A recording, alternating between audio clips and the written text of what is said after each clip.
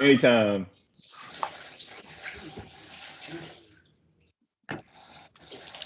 Can we go ahead?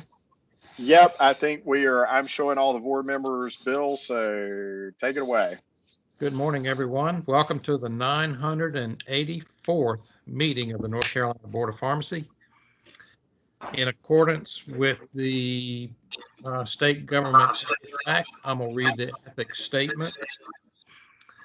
It is the duty of every board member to avoid both conflicts of interest and appearances of conflict. Do any of our board members have any known conflicts of interest or the appearance of conflict with respect to any matters coming before the board today? If you do, please identify those conflicts or the appearance of conflicts and refrain from any participation in the particular matter involved. Next item on the agenda is the consideration of the meeting minutes from the last meeting in May. Actually, Bill, we need to first go into the public hearing on the amendments to the. Eager. And real quickly, a reminder to all participants: if you are not talking, if you would please make sure that your microphone is muted. And Bill, if you like, I'll introduce the public hearing matter. Thank you so much. I apologize for no worries. So on March 23rd, 2021, the board voted to publish for notice and comment a rule amendment to 21 NCAC 46.2801. That is the rule that governs compounding under North Carolina law. The purpose of the proposed amendment is to implement a compounding pharmacy data reporting requirement to the National Association of Boards of Pharmacies Information Sharing Network. The reason for that is, as you know, the board has determined to enter into the FDA's Memorandum of Understanding governing interstate distribution of compounded human drug products. And as a result of entering into that MOU, that removes a 5% cap that would otherwise apply to the interstate shipment of compounded human drug product by pharmacies located in North Carolina. To enter into that Memorandum of Understanding, the board would undertake certain obligations, one of which would be to ensure that certain information from compounding pharmacies is reported at least annually to the FDA, so that the FDA can build a database of compounding pharmacies. That obligation can be satisfied by the board's directing compounding pharmacies to report this required information, which is information that every compounding pharmacy already has in its records, to report that into the National Association of Boards of Pharmacy through its e-profile system, which is going to incorporate something called an information sharing network. The proposed amendment has been, of course, published since March 23rd, 2021. Board staff have received no comments about the rule itself to this point, but the hearing is now open. If there are any attendees today who wish to speak about the rule, now would be the time. So I will pause to see if there's anyone who wishes to speak to the rule. And I know Antoine's monitoring here.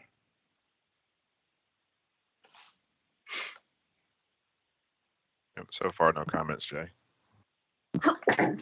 Mr. President, I'd recommend we hold steady here for at least 2 or 3 minutes just to make sure if there's anybody who's logging on that they've had an opportunity to be recognized. Absolutely. If they would like. I do have a question about the rule. Sure. So statutorily, compounders will be required to report if they meet the the substance of this rule. What are the penalties if they don't, or forget, or claim they don't know about it, or? There's no specific penalty that's built into the rule. However, there will be processes by which participation will be audited. The consequence of pharmacies not reporting in to the information sharing work primarily would be that the North Carolina Board of Pharmacy could be deemed by the FDA to be in breach of its obligations under the MOU. And if that were the case, then those pharmacies would then be reverted back to the 5% interstate shipment cap. So it's manifestly in the interest of pharmacies to report that data. Okay, and just for clarification, anybody that compounds, whether they're shipping out of state or not, must report. Correct.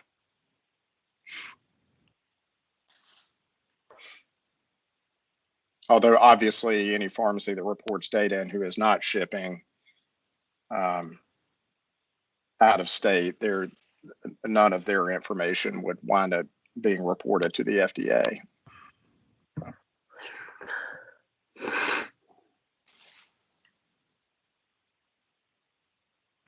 And we'll have an FAQ prepared at some point for this.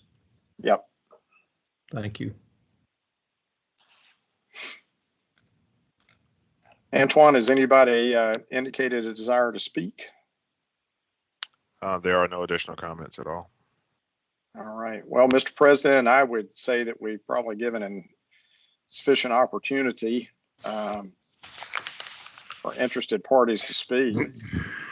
Do we need a motion to close the public meeting? That would be perfect. May I have a motion to close the public meeting? Andy Bowman. Ashley, second. All in favor? Andy? Aye. Ashley? Aye. Keith? Aye. Michelle? Wallace? Okay, aye. Aye.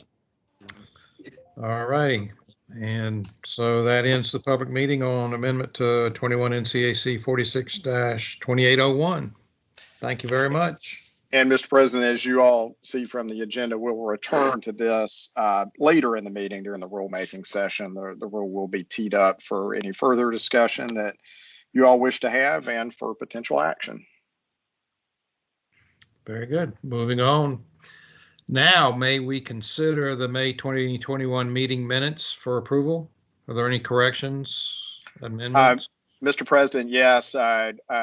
Leslie has posted it as you and I noticed the other day. There was an error in the minutes in which the update for the Pharmacy Intern Registration Committee was not, in fact, an update of that committee, but a different one. That was corrected that this morning, and a corrected version is now posted. Very good. Motion to approve? Keith? Yeah. Andy approved the motion. Keith seconded it. Michelle thirded it. All right, I guess we need a vote again. Andy? Aye. Thank you, Ashley. Aye. Keith? Aye. Michelle? Aye. Wallace?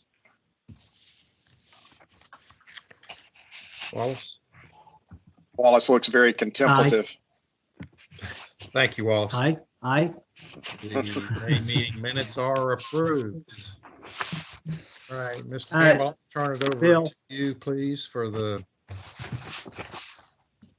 next agenda item, the request for modification of consent order on Gerard Dickman. I think Wallace, Bill, I think Wallace had something he wanted to comment on, so I'll pause real quick. Yeah, no, Bill, I just now, when I reconnect, if it's better, everything's broken up pretty bad, and I'm getting bits and pieces of sentences. So I'm going to back out and I'll come back in just a second. Okay. Alrighty. Thank you for letting us know that. Mr. President, yes, the next item on the agenda is a request for modification of a consent order. You all have a background agreement. Let me introduce, there are two folks here. Jim Wilson, who I think most all of you know, who is an attorney who appears before us frequently, and his client, Gerard or Jerry Dykeman. And just by a quick way of background, in July of 2019, the board issued a consent order regarding licensure to Jerry. That order is attached. That and the facts are as they are stated in that consent order. That was an order that made Jerry eligible for licensure if he completed the licensure process, including passing the requisite test, which he did, and he was licensed on September 5th, 2019. That order did provide that Jerry's license was subject to certain conditions, including the one at issue today, that for a period of 1 year from licensure, he could not serve as a pharmacist manager of any pharmacy. And then after the year, Jerry could petition the board to lift that restriction. And if he did so, that petition would need to be accompanied by documentation from North Carolina Physicians Health Program stating that his serving as a pharmacist manager would not jeopardize any recovery activities. Jerry has petitioned to lift that restriction. The requisite documentation from North Carolina PHP is attached. And with that, Jim, I will hand it over to you to introduce this and your client to the board. Okay, we have Clint who wants to be recognized and Andy who wants to be recognized. Yeah, Bill, all I was going to say is we should probably either give a few seconds for Wallace to get back on so he can participate in the vote, or just decide we're going to go ahead and he will not participate in the vote. But either way, just wanted to make sure we were making a decision. Okay, thank And- you. That's a I would have a prefer question waiting. as well. Do I need to recuse myself since I was the one who originally heard this PHC? No, because this is a separate request, Keith, that does not bear on the original pre-hearing conference. So you are fully empowered to participate. Thank you. Dr. Bowman? Yes, thank you, sir. I would like legal counsel to provide insight. I have known Jerry since he was a P1 at Campbell. I know a lot more about the background and situation that Jerry found himself in. I just didn't know, because this went through PHP previously, and it was, not something that I was involved in. Does my knowledge of him as a faculty member have any bearing at all on me participating in this at all? I would say if you know him as a faculty member personally, then it does not, unless you think that that would affect your decision. If you know the background of his condition that led to this, I would say it is safer for you to not participate. Okay. Because then you know some facts that are relevant to this. That's what I was thinking. So I will recuse myself from this particular proceeding. So Very no, good. Let's then, Jim, can you hear us okay? I can. Can you And hear Jerry, me? yep, can, loud and clear. Jerry, how about you? Yes, sir. Good. All right. Well, let's, I would suggest in particular with a recusal, Mr. President, why don't we give it just a minute to see if Wallace is able to rejoin us here. sounds great. Hey, Jerry, my apologies for mispronouncing your name. Oh, not a problem at all.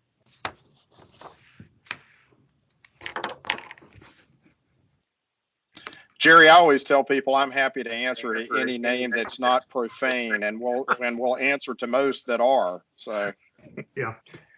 Same goes here. Seen it. Heard it.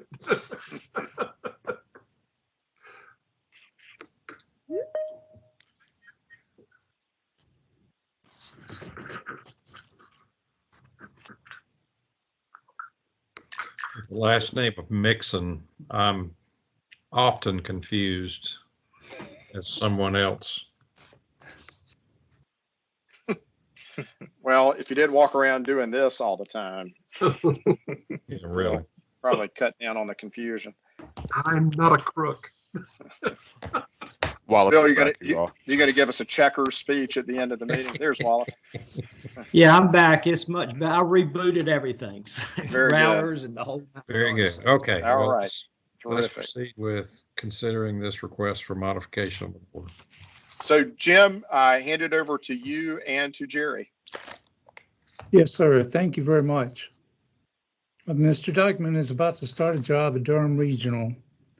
He's not going to be a pharmacist manager, at least not at first, but we thought this would be a good time to ask the board to relieve him of this prohibition, partly because he's moving to this new position where perhaps through advancement over the years, he would be asked to take on that role. And because he was graduating from and has now graduated from PHP, and their support's needed, we didn't want to wait too long until that support became difficult to get. That's why we're here now.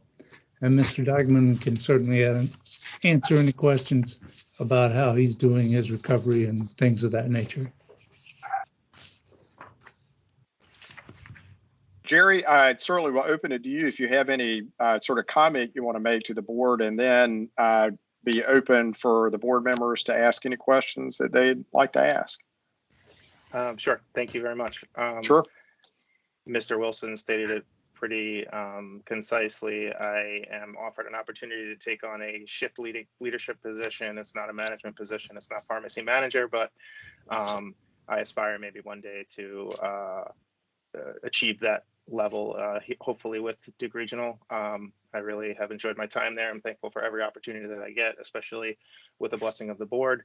And I continue to practice my program, even though that I have matriculated through PHP's program. I still continue my daily efforts, and things are going really well. And I hope to continue on that path. And board members, I will point out, it's in your packet of materials, but just to make sure it's stated for the record that Jerry completed his treatment and monitoring program with North Carolina PHP on November 13th, 2020. And PHP notes that he was compliant with all requirements of that monitoring agreement. And so when that was concluded, it was concluded in good standing. From a staff perspective, I don't have any questions for Jerry. I think the order stands for itself. He has clearly satisfied the procedural prerequisites for having this restriction lifted from his license. So board members, your decision on that, and certainly if anybody has any questions for Jerry, now would be the time. Any questions for Jerry? Jerry, what support systems do you have in place for your continued recovery? I still continue to rely on my wife, my immediate family.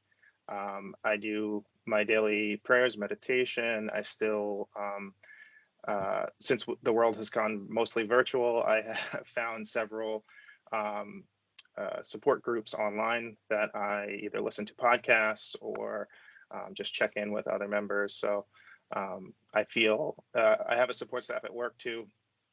There are a few people there that know the situation that I can call on if need be. So I feel like I have a pretty healthy and broad, diverse network that kind of watches over me and has my best interests at hand. Thank you. We have a number of students in the meeting. Do you have anything to share with them that might be beneficial? Sure. Not to put you on the spot. I'm just asking. No, that's fine. I appreciate it. I do aspire. I have been in contact with PHP. I just haven't felt the time as being appropriate just yet, as I'm still kind of establishing myself in practice, to give back and possibly be a mentor. But I would say that life will take many different turns for you.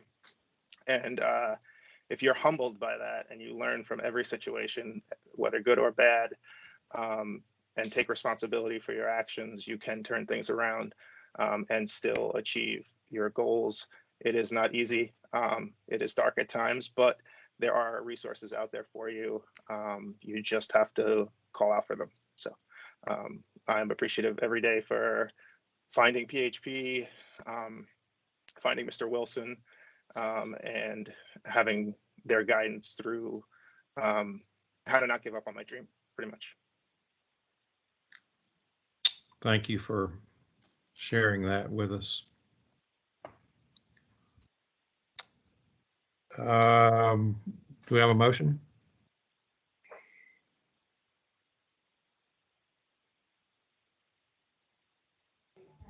I make a motion that we accept or approve the request. I will second that motion. Very good. We have a motion from Wallace, second from Keith. Any discussion? All in favor? Andy? Andy's recused. Thank you. Ashley? Aye. Keith? Aye. Michelle? Aye. Wallace? Aye. I would vote in favor of the motion also. Very good. Motion carries. Jerry, good luck Jim, to you. Jerry and Jim, thank both of you for your time. And Jim, as always, you're a pleasure to work with on this and any other matter. Jerry, I will prepare, and Jim, I will prepare an order. It will be effective today. Jerry, I understand from what you said, you don't have a PM position pending at the moment, but I will get the order lifting prepared, signed appropriately, and I will provide an email copy to both you and to Jim, and then I'll of course follow up with the official paper copy. If does that sound good to you, Jim? Yes, sir. All right. Thank you all very much.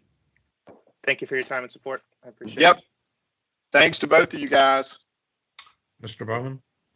I just wanted to, because I recused myself, Jerry, best wishes. Good job, young man. Thank you very much. Great. Next item on the agenda is our two requests to increase the technician pharmacist ratio. Mr. Campbell, would you like to present the first Sure. request? I will introduce, you're correct. There are two of these. The first one is a request to go to a 5-to-1 technician to pharmacist ratio at Walgreens, holding pharmacy permit number in Franklin, holding permit number 12404. Cynthia Harvey is the pharmacist manager. And I think, Cynthia, I know you're out there. I think you go by Sydney. Is that correct? Yes, sir, that is. All right. I appreciate you bearing with me so I didn't call you by the wrong name for the whole time on this. But Sydney has, of course, received the guidance document that the board recently approved on the matters that you wish to have addressed in these requests. And Sydney has provided a slide deck as well as some pictures to go through. There is also, I want to point out, a summary, an inspection history summary. As you know, after we approve the guidance, part of the process is that investigative inspections and investigation staff will go out and perform inspections. On page 20 of your PDF materials are the summaries from the two most recent inspections. So Sydney, Antoine, I believe, is going to share screen and put up your slides. So why don't we give him just a second to pull that up, and then you can direct Antoine to make the transitions at the appropriate time. Okay. I have a request. Cindy, can you turn on your video so we can see your face? I don't have access to video today, sir. I Okay. apologize. No worries. We will stand by for screen sharing here. Mr. Campbell, your voice is garbling. Are you close enough to the phone? Yeah, I thought I was. I'll get a little bit close. Is that better, Bill? Yes, it is. Okay, sorry about that. And so, Sydney, your slides are up, and the floor is yours. Okay. Well, first of all, thank you so much for just allowing me the opportunity to do this. This is a new experience for me, and so just thank you very much. A little nervous. I apologize. Okay, let's see. So yes, I am here to try and see if I would be a viable candidate to go ahead and increase my pharmacist to technician ratio to 5-1. My name is Cindy Harvey. I've been with Walgreens for, my goodness, 19 years now. And just a little background on myself. So let's go ahead to the next slide.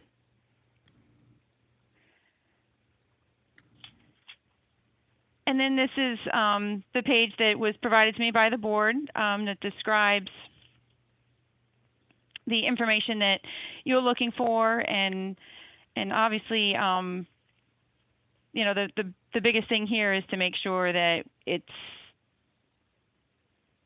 we're providing our pharmacy services in a safe manner. So that's what hopefully I'm going to be able to show to you and answer any questions as to how I see that coming about. Next slide, please.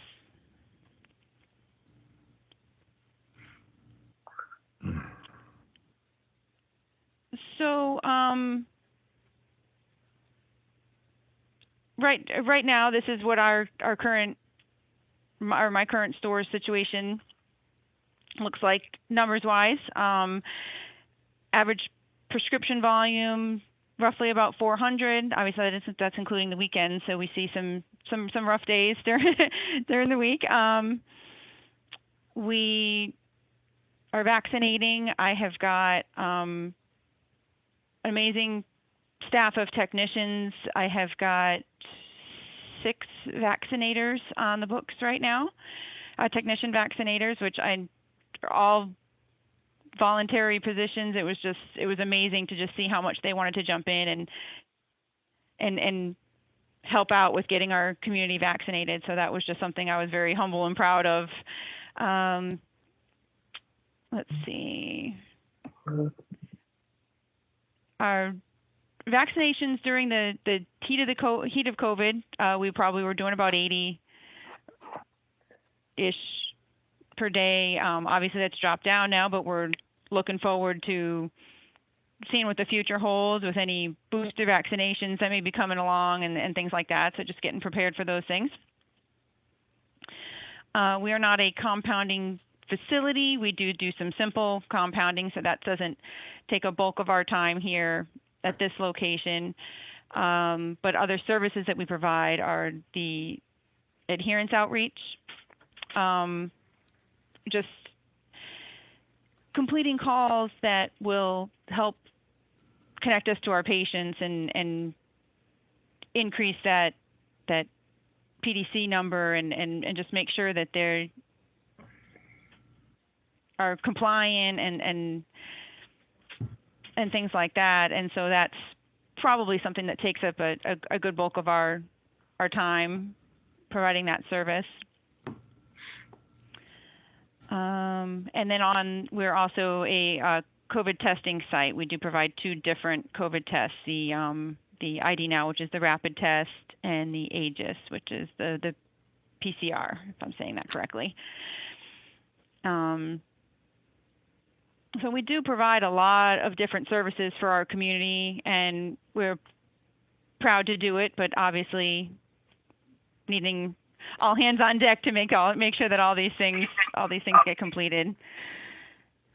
But wanting to make sure that they get completed in a safe manner. So go on to the next slide.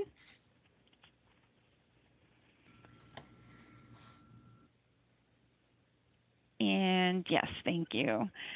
So just culture, what this is that this is our mentality for the way we correct errors, catch errors, and go ahead and put in that finding the root cause in order to help solve our problems and look onto the future. So when we find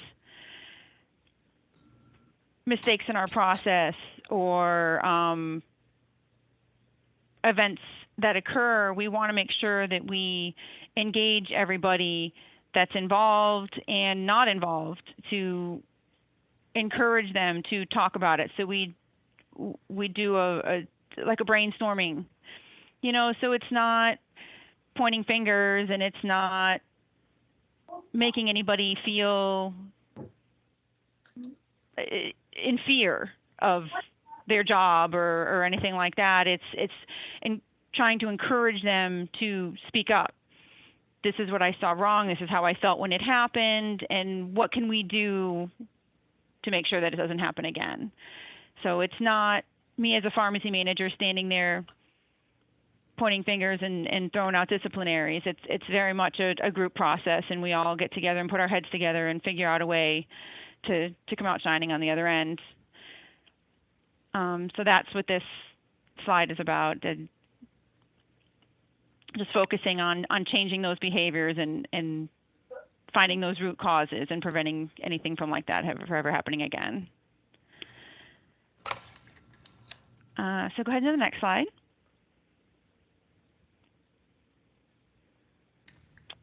And so here at Walgreens, this is STARS is our reporting system. So this is how we track any type of events.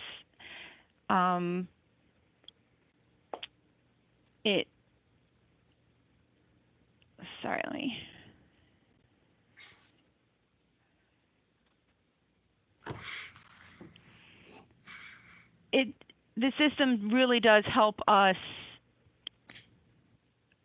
find those root causes and those contributing factors because of the way that it automatically calculates and categorizes the events. It just helps us see a good picture of how we can go ahead and establish that just culture that I was just talking about, and allowing us to go ahead and adjust our processes and sustain those best practices. Go ahead to the next slide.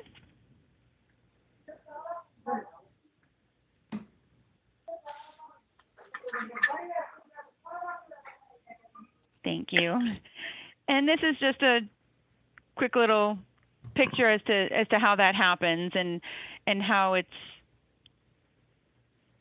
safety is our number one concern, and coaching and guiding the team into making those behavioral changes to go ahead and better our processes and just take care of our patients and keep them safe and keep all of us safe along the way.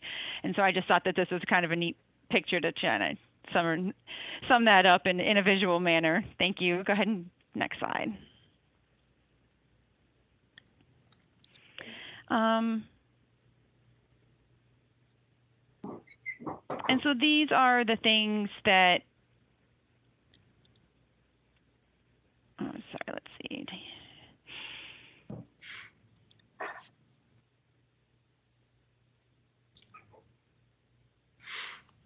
These are the things that we use to go ahead and implement those changes, whether or not it's a break in technology that we need to look at, or software, or need to, providing that extra education. This is our way of going ahead and putting in those action plans to correct and document and just make sure that just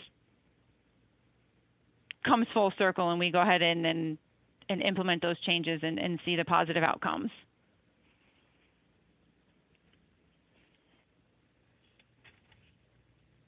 And go ahead to the next slide. What this next slide will show is just my role as the pharmacy manager in this process and taking all of that information that we gathered and creating something that's understood and attainable for the staff. I do monthly what's called a peer review, and what that does is that brings together all those events that STARS report system gathers, and allows me to add what I see and hear throughout the course of the days of the month. And we put that together and we create a plan and we create that brainstorming session. And I go around to everybody, whether or not it's as a large group or as a few small groups, and mention these are the things that I saw this week, and how did you see it? How were you connected to that? How did that make you feel? Well, how can we come out from this and come and discuss the ideas that would be realistic, that we can actually implement? So these are just ways that I go ahead and make sure that we stay safe. Cindy, Ourselves. excuse Yes, me sir. for interrupting. Can you give us an example? Sure. Let's see. Say we caught a transcribing error in a prescription. So whether or not that got out to the patient, which obviously we hope not, but whether or not it did, that's still something that was caught in the prescription filling process, and we go ahead and we put it in to something like this peer review, so that way everybody, whether or not they were a part of this error that was caught or not, gets to learn from it. So we say, okay, how did this happen? Was it a listening error? Was it a writing error? Was it a typing error? And we go ahead and analyze it and discuss it, so that way we can make sure that something like that doesn't happen again, and we put processes into place. Does that answer your question, sir? Yes, thanks. No problem. Sorry, I'm very nervous. Well, you're having just consider this a conversation among colleagues. Okay, no, thank you. I mean, yeah, first of all, I mean, because I don't think any of us are all that intimidating, to be quite honest, except Jay. He's kind of intimidating. But I do want to ask you, I mean, a lot of this, as I'm looking through the slides, I'm seeing, that, this is obviously, Walgreens proprietary information. It's got the copyright on the bottom left. But really, I think what would help us is, we want to know how you apply this in practically in your setting, because we're looking at your pharmacy and the permit, for which you're responsible. So, just, the overall, while we do need a 10,000 foot view of the corporate side, basically how are you going to safely utilize 5-to-1 technician to pharmacist ratio? Personally, my point of view on this is that I don't see how having extra help could be a hindrance. If I give you a personal experience, I feel better when I'm working the bench, when I have a group around me, people acknowledging those patients, people answering those phones, people filling those prescriptions. If I'm going to talk to you about when I feel the most stress, is when I have the least people around me. So this seems to me to make sense, at least in my experience here at my store. The less technician duties that I have to be responsible for, the more time I can give to my clinical duties, to my adherence, to my counseling, to my patients, which is why I do what I do. So that to me would be my biggest reason why I would ask for something like this. Obviously, with the pandemic, another really big one is the fact that, is the vaccinating and the testing. The fact that that can all be done by technicians, to have somebody that I could dedicate to that and not have to worry about being over ratio and, being disciplined for having something like that on hand would be very comforting and would allow me the flexibility to be able to do more. Cindy, this is Ashley. I have a question for you. Thank you for your presentation today. Speaking of vaccinations, what percentage would you say of any vaccine, especially the COVID vaccine, is being given to the technicians? Like, is it 70%? Is it 80? Is it 100%? And also one additional question, do you guys have a MedSync program or whatever you call it in Walgreens terms, and how many people do you have enrolled in that program? Miss Ashley, I don't have the numbers as to how many people I have enrolled, but I do have a MedSync program, meaning like aligning the medications so that way they come less often. Yes, that's correct. Is that what that is? Yeah, we do have a program that I don't have, I apologize, I don't have those numbers with me, but yes, and that is something that we're striving for to try and help, obviously, cut down on how many times people, we have to help the same people in a month. But for vaccinating, it is a large percentage that my technicians are, they're just doing obviously the COVID vaccines right now. But they are doing a large portion, I'm going to say 80% of administering them, because I have, in my store, I have 6 vaccinating technicians. So. And what's your responsibility after they vaccinate? Is there any follow-up? Do you review the forms? Kind of like, what's your process as a pharmacist for that? If you have a tech vaccinate. Yeah, we definitely review the form before they go out, and then just following up on how things went out there. They come back and how are things, and making sure that they're double checking on them and everything. But yeah, we do our DUR review before they even head out to the patient. And are pharmacists or the technicians responsible for like record keeping and documentation? I'm sorry, record keeping of the individual vaccinations? Right. Uh-huh. Both of us are, yeah. It's a combination. Okay. Thank you. No, thank you. And I want to piggyback on one of Ashley's questions. She was asking about the MedSync program, and I think I'm going to assume probably one of her reasons for asking that question is that type of position is it can be more of an administrative as far as data entry, and you're not necessarily dispensing drug to the patient, but you're doing a lot of prep work in with whatever, like I said, whatever your the terminology is within your company, how for the MedSync program. But it's more admin, data entry, and preparing prescriptions to be filled versus actually the dispensing part. So I guess out of those techs, how many will be involved actively in dispensing drugs to the patient at any given time? Correct. Yeah, that was definitely something else that I was thinking about as well. While having the ability to have the 5-to-1, many of them throughout the course of the day are performing administrative or what I was considering non-technician tasks.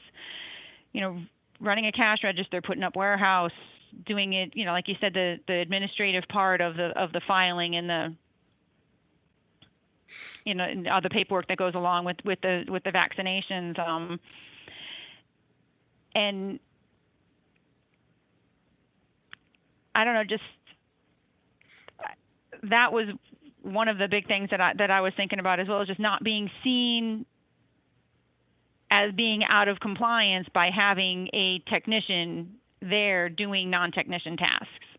Well, I don't know if do you have said that in a way do you that- have somebody that people that are identified maybe as customer service or cashiers that that can assist with like answering the phone, doing the filing things that aren't necessarily performing quote unquote technician roles, but are being able to assist you with some of those administrative things?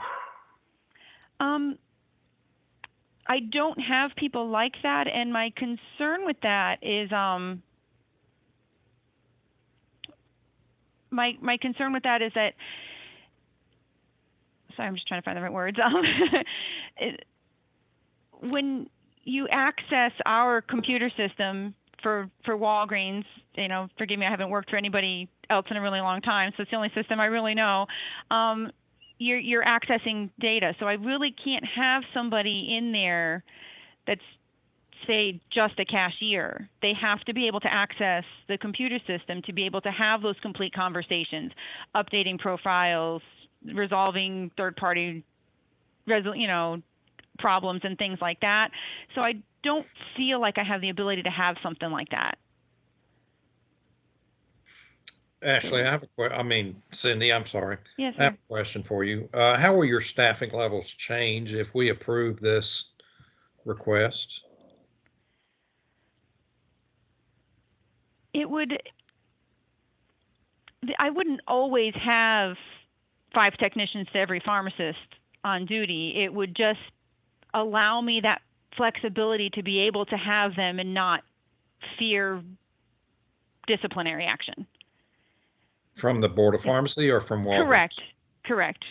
From the Board of Pharmacy. How often do you think you're over so you have 4-to-1 approved now. How often do you think you're over the 5-to-1 currently? I'm sorry, the question would be, how often do you think I would use that 5-to-1 ability? Well, that's one way of putting it. Yes, ma'am. Okay. I would say, sorry, I'm just guessing here, maybe a couple hours, a couple times a week, just to have that extra body in there to get those administrative tasks done. But if they needed to jump in and do customer service, it would be something that would be allowed. Cindy, I have one, excuse me, this is Ashley. I have one additional question. Sure. Do you set the schedule? Do you get to determine as the pharmacy manager when you have coverage and who staffs your pharmacy? Are you given a set number of hours and you determine it from that? Like, how does your scheduling work? Correct. I'm given a set number of hours that I'm allowed to use within a week, and then I'm allowed to spread it out how I need to. And so right now I'm being given plenty of hours, but I can't use them because of my current ratio. So I would like the ability to be able to have a little bit more flexibility of using those hours that the company allots me. So you have more hours. You do have more hours to provide positions for. You just don't have the staff. Is that what you're saying? Correct. I mean, I have plenty of part-timers, and I've got some new hires coming on board. I just don't have enough flexibility right now with the 4-to-1 ratio to be able to use them to the best of my abilities. Cindy, this is Andy Bowman. A question for you regarding your day-to-day. So are there times when volume-wise you've got a 3-to-1 ratio, but you'd really prefer to have a 4, but you don't have the hands on deck able to do that at that particular time? Or is it really getting from 4 to 5?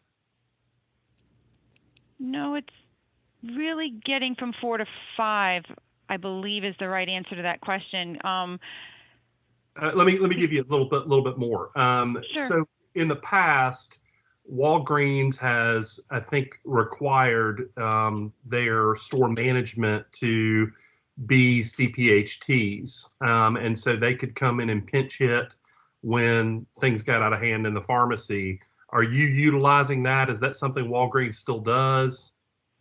Correct. Like, meaning staff that currently works in the store? Correct. Like that your is certified and licensed? Yeah, your store manager, your assistant managers, those folks in the past have been CPHTs and would come into the pharmacy to help at peak times, or if, on a particular day things got chaotic. Is that still a practice that happens in your store? It's still something that I would have available to me if I were to be able to increase my ratio. So my store manager is certified, but right now I have to kick him out because he put me over my ratio. So he tries to come in the morning to help me, and then I have to kick him out because he puts me over. Okay, thank you. No, no problem. I think I answered that. If I didn't, please let me know. No, you did. You did. Okay. So yeah, I mean, it's just adding that extra technician to the workflow, from what I see, would just eliminate the pharmacist from being able to have to take on extra technician tasks. And to me, that is going to decrease distraction and just allow us to focus on patient care and allow the technicians to take all that administrative function and the vaccinating and stuff away from us. So it really does feel like a win-win. Sorry, I missed part of that. Cindy, could you repeat what you just said, please? Yeah, just the fact that, in my opinion, adding that extra technician to the workflow would eliminate the pharmacist from having to be required to take on extra technician tasks that I believe that technicians could take care of. Like Yes. Ms. Ashley was saying, that all the administrative stuff that goes along with the vaccinating, the reviewing the VARs and entering the data entry afterwards and everything like that. So you have a total of 2 pharmacists in your store, yourself and one other, or are there 2 in addition to yourself? No, it's 2 including myself. Okay.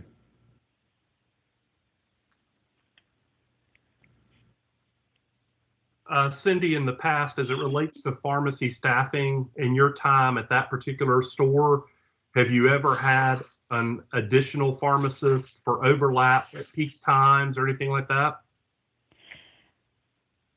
I do have a little bit of overlap.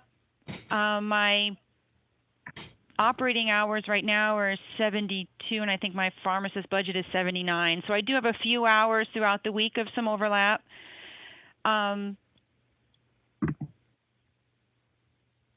But in the past, in your time there as manager, I'm assuming you've been there for a number of years. Is that right? Not at this location. Okay. Okay. Do you feel like that another pharmacist would help you more so than additional technicians? Yes, and another pharmacist would definitely help me, but that's just something that's not within my control. This is something that's in my control, so. Okay, I just wanted to ask. It's Oh yeah, fair answer, fair question. Thank you. Bill, it's Jay. Can I ask a really quick follow-up question so I can make sure I've gotten those? Cindy, just real quick, in terms of, I think you described to Ashley that you are given a certain number of, I guess, personnel hours, and I assume that breaks down into pharmacist hours and technician hours. Is that right? Correct. And you said, Ashley, that right now, the hours that you've been allocated for personnel, you really have you have more hours available to you than you can use based on because you're capped. How much input do you, as the pharmacist manager, have into the determination of how many staffing hours are available and how they are divided up among pharmacist and technician hours? Let's suppose that, just hypothetically, let's say 6 months from now, your volume goes up and you really think I need more technician hours, or I need more pharmacist hours, or whatever they are. what is your opportunity to drive that decision as to what those staffing hours are going to be? I don't believe that I have very much say in changing the number itself. I definitely have control over, how I disperse those hours throughout my week and even a little bit throughout my month. I can move some hours a little bit from week to week, but for the most part, I don't really have, I have a great district and area team that I can communicate with, but I don't know exactly what the process is and trying to get those numbers, Right. So increase or if reevaluate it. hypothetically 6 months from now, if you really felt like I don't have enough hours, you could communicate that through the internal processes that Sure. Walgreens has to communicate that. But ultimately, it would not be your decision to make. You would continue to be handed out. You would get the distribution decision among hours available, but ultimately you wouldn't be able. If Walgreens came back and said, no, you don't get any additional hours, that would be that. Is that sort of how it works? Correct. I would definitely, come to the table to my local leaders, district manager, area representatives with, hey, this is what my trend looks like. Let's reevaluate it. That's what I would do. But again, like I said, I'm not familiar enough with what happens with that process after that, how long it takes, what the, how Walgreens as a corporation will go ahead and approve or deny a request like that. Have you ever made a request for additional pharmacist help and been turned down? I haven't been. I'm currently talking with my district manager. We're looking at possibly changing my operating hours, trying to see if I can open up a little earlier, which would in turn possibly give me some more pharmacist hours. He said he went ahead and put in his presentation, his paperwork, put all the numbers together and went ahead and presented it. Again, I apologize for not knowing exactly how long that process takes. But that is something that I've been talking with my district manager about. And Cindy, one clarifying question that I have as it relates to the schedule. You were given a set number of hours for pharmacists and technicians. So basically you go in and you make that schedule based off, I have this number of hours for pharmacists and I have this number of tech hours. You can't really cross over there and say, okay, well, I need to change 2 of these hours for my pharmacist rather than being technicians. So what you're left with is a lot of extra pharmacy technician hours that you're trying to fulfill that space to get extra help, but you've ran out of pharmacist hours. Is that correct? That is correct, Ashley. Okay. Thank you for that clarification. No problem. Well, could I ask to get this straight, basically you've got a request in for some additional pharmacist hours, but you haven't heard from that yet. Is that true? True. It's more my operating hours because I'm trending, my volume is changing. I'm having them reevaluate my operating hours, which I'm hoping in turn will go ahead and increase also my pharmacist hours. That's what I'm currently in the works with. Do you want to review your staffing slide? Sure.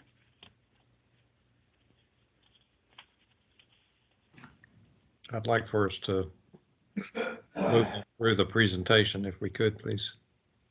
Yeah, that's page 10 of the slides, and Cindy, that is on the screen now. Okay. Yeah, so this is what my current day pretty much looks like. This is 4 technicians with 1 pharmacist on, and Excuse me, Jay, that's not on my screen. Oh, okay. That's not on my screen. That's on the screen. That's on the screen. Okay. That's on my screen. Okay. Staffing is not on my screen. Current staffing with the green and red. No, I still have pharmacy No? Okay. manager's role. Try refreshing your screen. Or go to your agenda and pull up the slide presentation. Okay, I'll go back to the agenda. Yeah. Thank you. Yeah, sorry about that, Michelle. I'm showing that page, but yeah, it's page 10 of Cindy's deck. It has a diagram. It has a listing of current staffing and a workflow diagram. So again, page 10 of Cindy's prepared handout.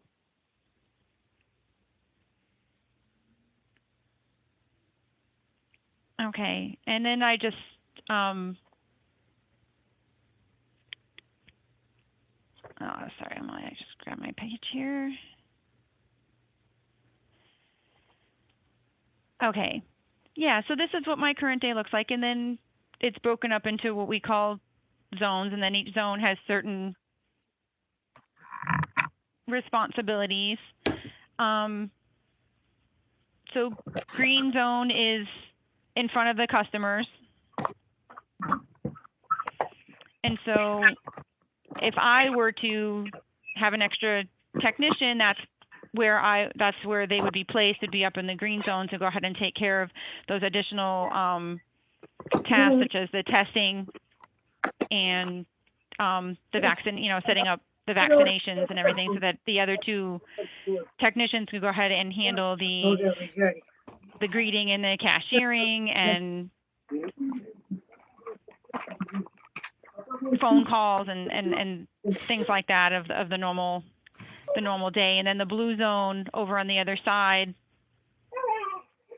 of the diagram is where Cindy, I'm we're sorry, it's Jay. processing prescriptions. Let me interrupt for 1 second. Somebody has an unmuted mic and an awful lot of background noise coming on. So another reminder to participants, please check your mute status. Cindy, sorry about that, but No, you're fine. Thank you. It was coming over your presentation. Yeah, and so that's where I would place an extra technician, because down in the blue zone is the filling of the prescriptions. So I think, the two people down there keeping up with the flow and the filling and the additional phone assistance, and go ahead and place that extra technician in front of the customers to go ahead and help take care of those additional services that we have now. Like I was saying, the testing and the vaccinating and things like that. Cindy, excuse me just for a minute, please. Of course. In the interest of time, can you help us understand what happened when the investigation occurred? The inspection history dated June 9, 2021, with regard to pharmacist technician ratio. And it was noted that technician Durr was not on the schedule. I'm not sure. I don't want to read the whole thing, but can you explain to us briefly what occurred there? Yes, that's actually my store manager. So that was a situation that was that we had discussed earlier. We have a team member on the floor that is certified and licensed in case we needed assistance, and he had come in to help, and I was coming in, and we were things were getting crossed, I think, at that time, people coming and going. But yeah, he is a certified technician, but he's a member of the floor team, and he was back there. Okay, thank you. No problem. Board members have any other questions? I do have one quick question. This is Michelle. Do you have 5 or 6 certified techs? I think it seems like I've seen both on this presentation. I have 5 certified technicians. Okay. And then I have one last quick question. Full disclosure here, Cindy, Cynthia, I used to work part-time at Walgreens. when I see the F1 and the F4, it reminds me of that process of typing in prescriptions and verification. Can you give me some idea, like just a rough percentage as it relates specifically to F1 where you're entering the prescriptions? What percentage of the prescriptions are entered by someone other than yourself or than the pharmacists that are on duty? What percentage are entered by technicians? Most of them are entered by technicians. I mean, we jump in, you know, as needed, but it's really hard to determine who's actually hitting that button because we just all join in. What we call it is workflow balancing. So you watch those numbers all throughout the day and everybody jumps in when something's needed. You know, you go to where you need it most. Do you have times when you are typing in the prescription and then when you F4, you're checking your own work and you're thinking to yourself, I wish I wasn't having to check my own work. I wish somebody else's eyes were seeing this. Correct. We're making sure that technicians are the ones that are typing most of the time would be ideal because you don't want to have to F4 or verify a prescription that you've entered in. Don't you think as a pharmacy manager that with 4 people that it should be a very rare occasion that you would type in a prescription and then check your own work? It is very rare that happens. Okay. All right.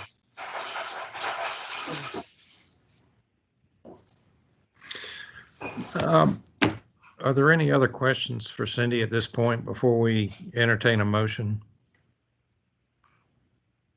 Any other discussion? This is good information. I don't want to cut us short, but we do need to keep an eye on the clock. And Mr. President, just in considering your options, certainly, as you know, we have another request and you can make decisions on these after each request, or if you would like to take Cindy's presentation under advisement for the moment and hear the next one too.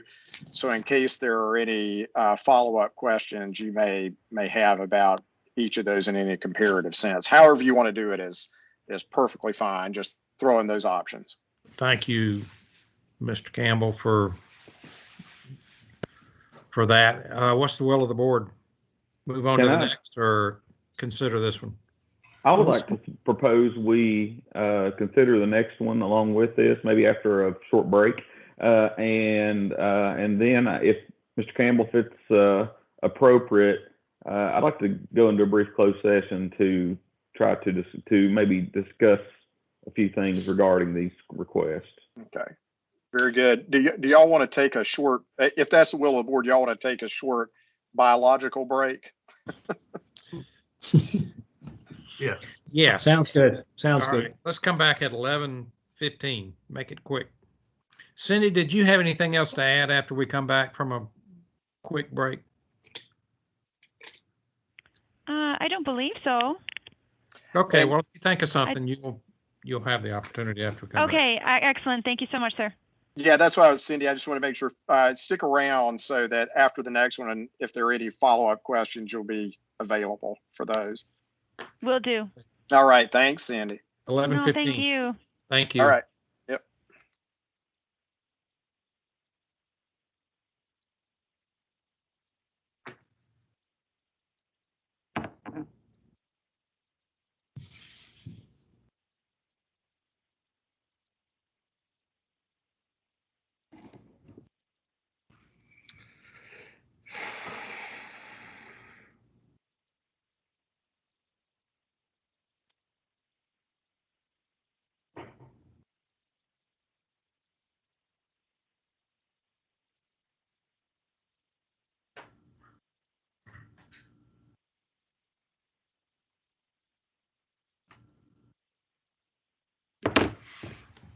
Oh, Mom, what you doing?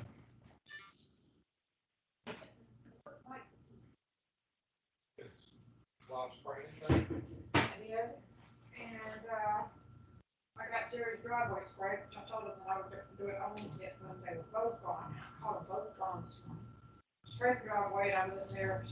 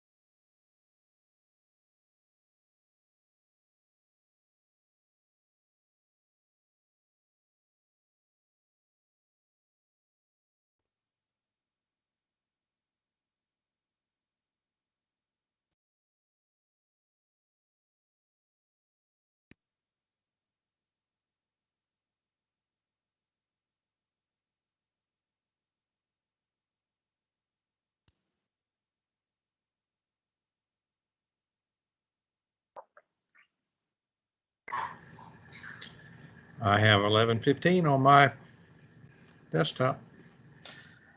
As do I.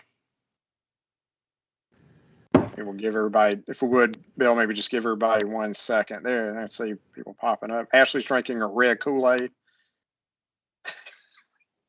Is Kool-Aid Man going to burst through the wall behind you? Oh, yeah.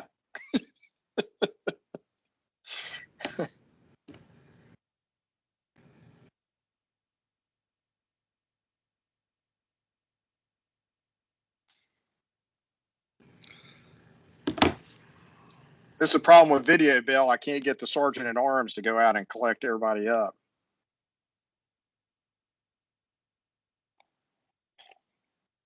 Did I understand correctly that Wallace was going to be able to stay with us the entire meeting? He said he was going to have to cut out early, but I don't know exactly what time that's going to be.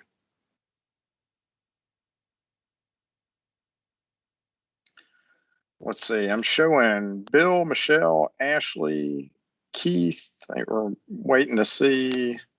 Andy, are you back on? Folks, 11:15 means 11:15, not 11:17.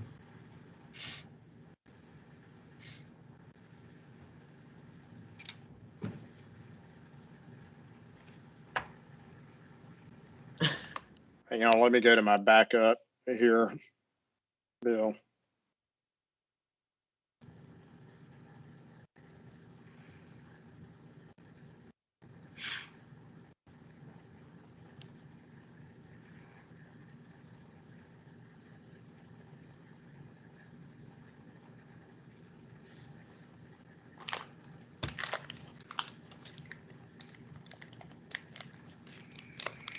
More time here, less time for lunch. There's Bowman.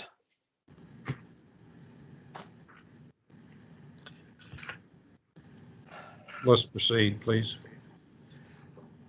If I might, one suggestion, Mr. President, for the group's consideration, procedurally, I would recommend that after you receive the presentation from Haley Wood, that you take both of these requests under advisement, and then you can debate them at the closed session at the end of the meeting. Practically speaking, we can't go into a mid-meeting closed session. We would have to kick everybody out of the meeting and then have everybody dial back in, but what I'm suggesting we've done before and would be a perfectly appropriate procedure. Okay. On that. Sounds like a great idea, Jay. Thanks. Yeah. Say that one more time, Jay. I said what I would suggest is at the conclusion of Ms. Wood's presentation for the Gates Pharmacy request, and after y'all have asked any questions you need to ask, that at that point, take these requests under advisement, and then you can debate them in the closed session at the very end of the meeting. As a practical matter, Michelle, we don't have any way to go to a mid-meeting closed session without kicking every attendee off the call and then having to get them all back online. So with that then, Mr. President, I think that Haley Wood is on the call, and I will pause to make sure that is true. Haley, you out there? I am. Hey, Haley. How are y'all? Good. So Haley, Antoine's going to share the screen, and I see you on video now. Antoine's going to share his screen with your presentation on it, so you can just direct Antoine to advance through as you direct, and each of the board members have a copy of your presentation as well. So. Okay, great. Thank you for having me today. I do appreciate it. Like he said, I'm Haley Wood. I'm the pharmacist manager with Gates Pharmacy. You can go to the next slide. We have several other pharmacists. We have Neil Edlin. He is a full-time pharmacist, and Amanda Harmon. She's a part-time pharmacist. We also recently hired another full-time pharmacist that will start July the 6th. We have 8 certified technicians, and we're located in Mount Airy. It's right on the North Carolina-Virginia border. Next slide. So what does Gates Pharmacy do? We have a large synchronization program of over 1,800 patients. We offer compliance packaging with bubble packs. Amanda Harmon is our certified diabetes educator. So she offers diabetes education classes. I'm a certified smoking tobacco treatment specialist. So I offer smoking cessation classes. We're members of CPESN and are active members with Flip the Pharmacy. We also do our outcomes, CMRs, and tips. We are preceptors for both UNC and High Point University. We also offer delivery and immunizations. We've done over 1,000 COVID vaccinations so far. We are in the community offering clinics. We are also doing in-home vaccinations now. We also did over 1,000 seasonal flu shots last year. Next slide. So just to offer some pictures, so we partnered with Surrey County Schools as well as Mount Airy City Schools to vaccinate not only their employees, but as times changed and permitted us to vaccinate younger ages, we went into Mount Airy High School, this is pictures from there, and got their students vaccinated as well. Next slide.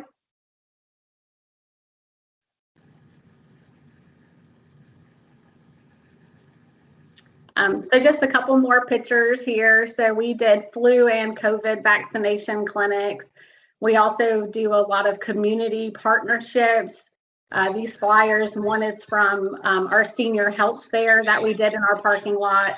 The other is just one of our many Pfizer vaccine clinics that we did. Next slide.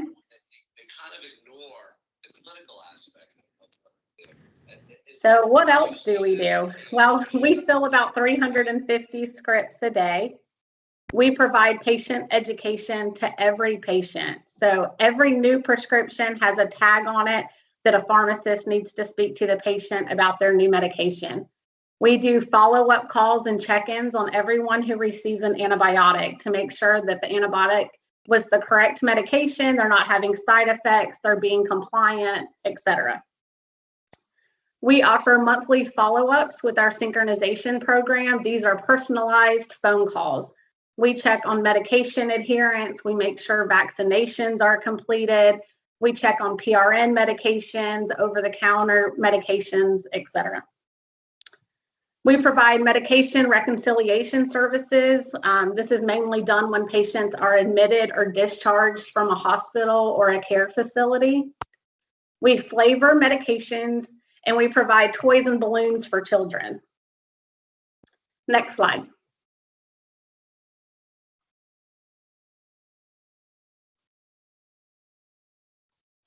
So I know you guys are really interested in our quality assurance. We are members of PASS. We're devoted to reducing medication errors and drug interactions. We have policies and procedures in place that we believe keep errors and adverse events at the minimum possible. Next slide.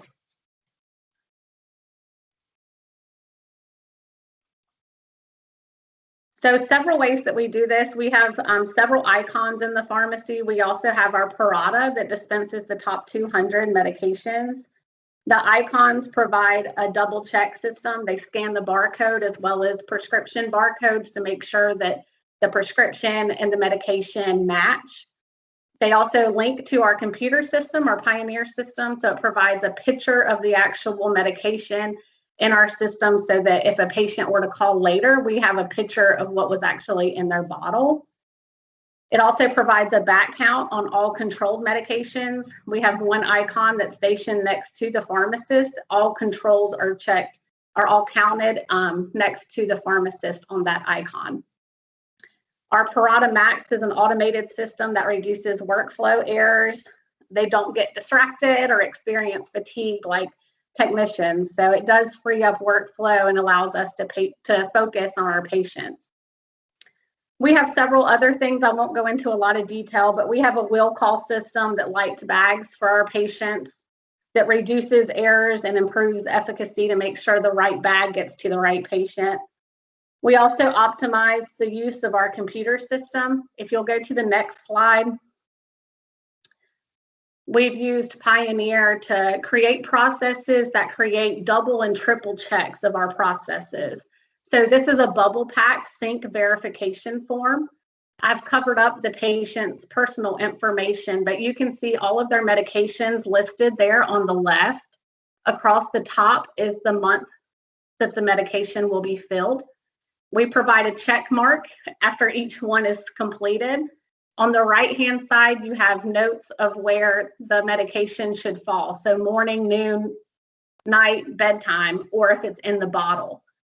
So not only does the person that's filling the bubble pack for the patient use this as verification that they've filled everything and it's in the appropriate spot, but the pharmacist can also use it to make sure it's a double check from checking the computer system as well as this form that everything is correct. So it's just showing another way that we have a double or triple check process in place. Next slide.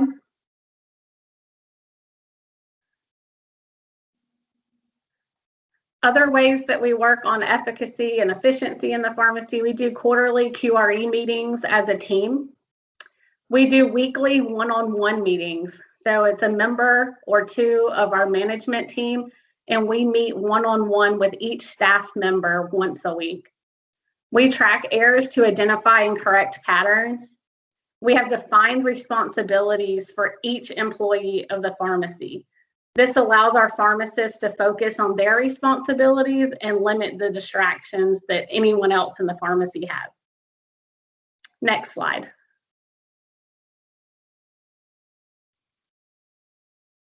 So what we don't do, we are not a pharmacy that just fills prescriptions and gets them out to our patients. We don't say, do you have any questions? Patients don't know what questions to ask. So we go and talk to every patient. Any patient that's on a new medication, or if there's been a change to their medication, they have a one-on-one conversation with the pharmacist. We don't let patients go without excellent customer service. Our patients have 20 places that they can choose to get their prescriptions filled. So we value our customers and our customer service. We don't rush patients off when we're building those relationships and trust. I know patients and what their aunt's doing and their cousins are doing and who graduated, and that's really important to us. We limit our automated phone calls. We got feedback from our patients. They did not like our automated phone calls. So we do personalized phone calls when prescriptions are ready. On 3-day and 5-day follow-ups, they're all one-on-one conversations with our staff. So it takes a lot of staff time to do those, but that was feedback that we had from our patients. Next slide. So why am I requesting an increase in our pharmacist technician ratio?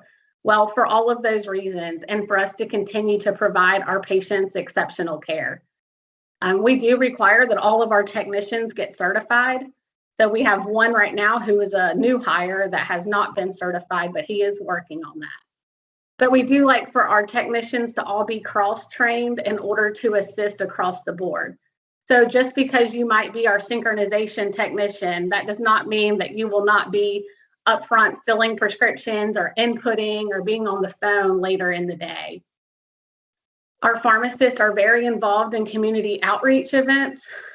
Like I had mentioned earlier with the school systems, we also are largely involved with Surrey Medical Ministries. Our pharmacists volunteer there. Halfway Homes, the Shepherd's House homeless shelter, our pharmacist went down there and vaccinated all of their people staying there and helping hands. Next page.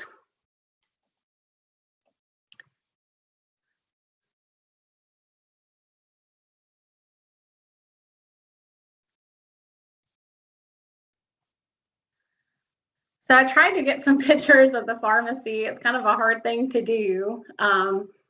But our typical Monday schedule includes at least 2 pharmacists and then 7 to 8 technicians. So just like most pharmacies, our Mondays are busy. So we have 2 technicians that are on our synchronization program. Again, that's a phone call to each patient, filling of the prescription. The compliance packaging, we have one technician that is full-time on our compliance packaging, one technician on billing, one technician on input, 2 on filling, and 1 on patient care.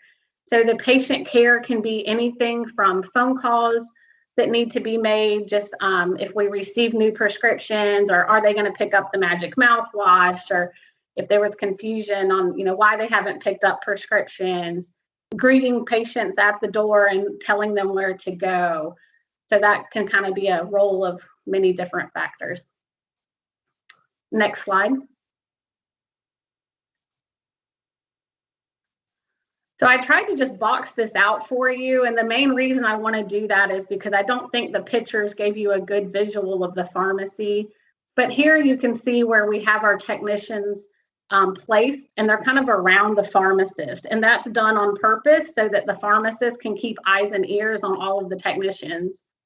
So you can see the 2 pharmacists are kind of centrally located. Next slide.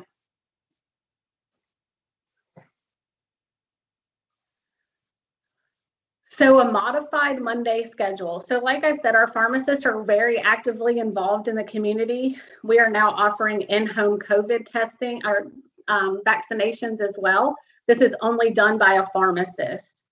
So that removes the pharmacist from the workflow. When that happens, right now, we're having to switch our schedules around and take our technicians out of workflow to be in compliance. And what this does is pushes our workflow onto fewer technicians or to other days. So a modified Monday schedule would look something like this, just so that we still have a technician in each role. Next slide. So once again, I just kind of boxed this out so that you can see we would still have that one technician in a central location with the technicians around that pharmacist, so that that pharmacist can keep an eye and ear on all of their technicians and what's going on in the pharmacy. Are there any questions?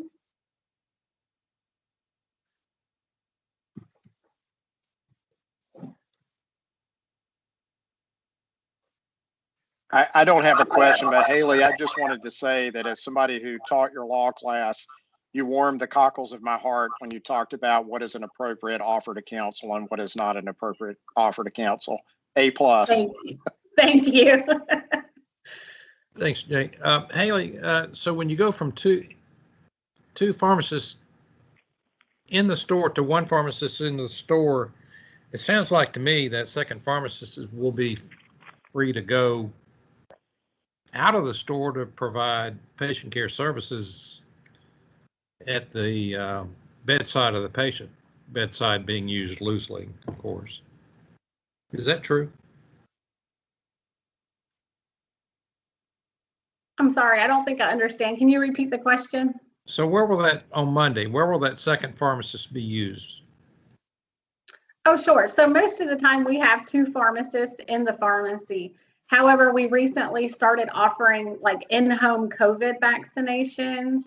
We also are on several boards of pharmacy and doing community events. I've done, I think, about 15 COVID clinics so far. And it's not just the time out of the pharmacy to go do the clinics, but the preparation of those. We also do a lot of outreach with our doctor's offices. We go in and provide education not only to the nursing staff and to the doctors, but to patients as well. And all of those are done by pharmacists only. Thank you. That's what I understood you were saying, but I wanted to make sure. And to follow up on that question, there's no, this is not a way basically to cut hours of pharmacists. It's just to free up pharmacists to go out and provide care outside of the store. Is that correct? Correct. Yes. No, my hours are not going anywhere. Okay. So Haley, do you have your technicians now certified to give COVID vaccines, or are they helping you with that, or is that still pharmacist led? We have 2 technicians and 1 pharmacy student that help provide COVID vaccines. We do have a process in place where the form comes to the pharmacist as well as the vaccine. so that the pharmacist not only gets eyes on the form and the vaccine first, but we can talk to the vaccinator before they give the vaccine about any concerns that they have. During that 15-minute follow-up, we either have our pharmacy student or the pharmacist go check on the patient. Okay, thank you. And when you, I heard you mention something about adding a new pharmacist maybe in July. What role will that pharmacist play in all of this? Yes, so we had 3 pharmacists full-time, and then one of our pharmacists recently went down to part-time. So she will just be filling that role of the pharmacist that we lost, that went down to part-time.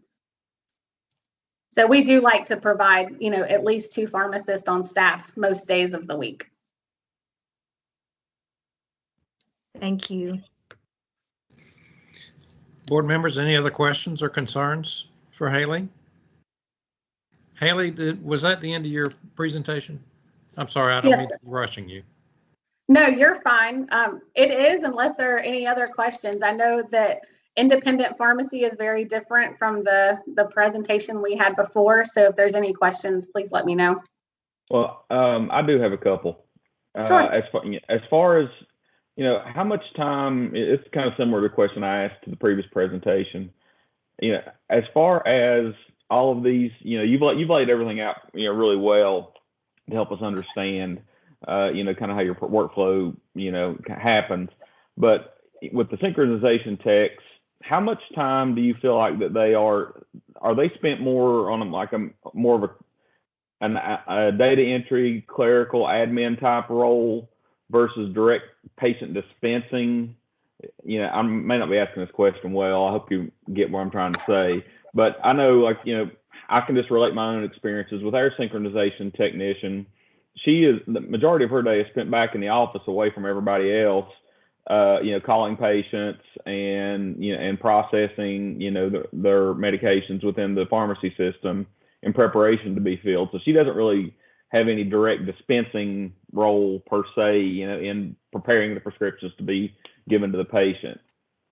How many of your techs kind of function in a similar manner, or are they doing dispensing? Are maybe one or two of these 5, are they going to be doing dispensing on a daily basis as well? Yeah, so we do require that everyone be cross-trained. So our synchronization technicians, most of the time, are just talking to patients on the phone and running the prescriptions. However, they do also go get the bottles off of the Parata machine and put those, with the medication guide and everything that we have for our patients.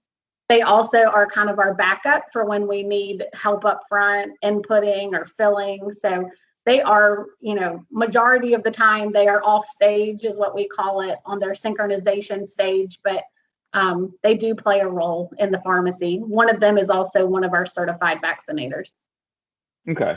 So, but generally speaking, I guess what I was looking for is, that they do spend more of their time talking to patients and, processing. It sounds like yes, what sir. You're telling me. Okay.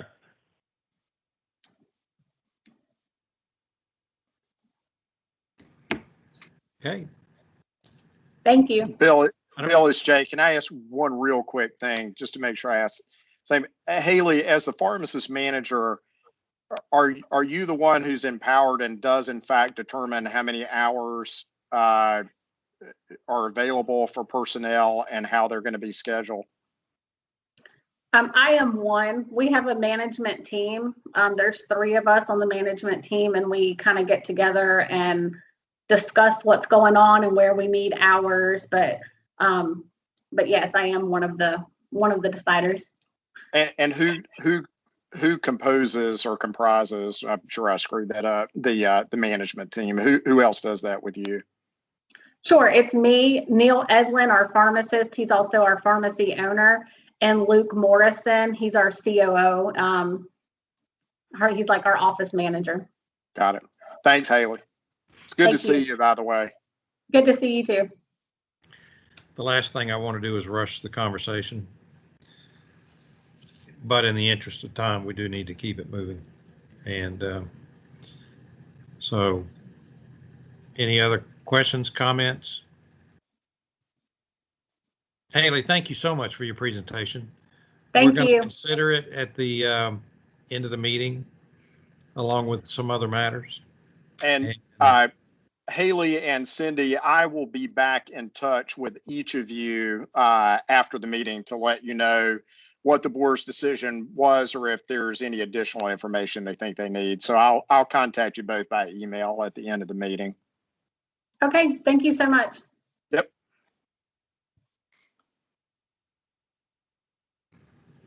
All right, Mr. Campbell, would you Yes, sir. take the next agenda item?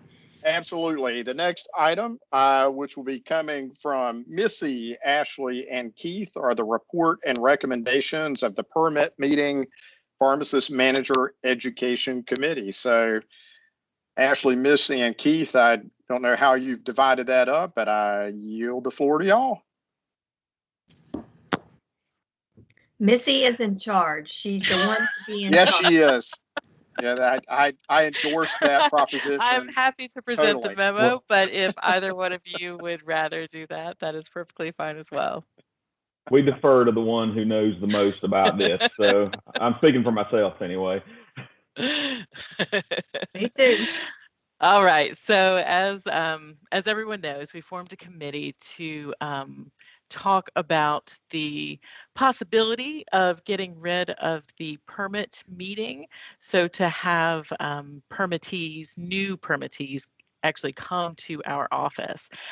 Currently, this is being waived because of the pandemic and the state of emergency, but we thought it would be a good opportunity to go ahead and look at this and see if maybe we could make some changes to, streamline things.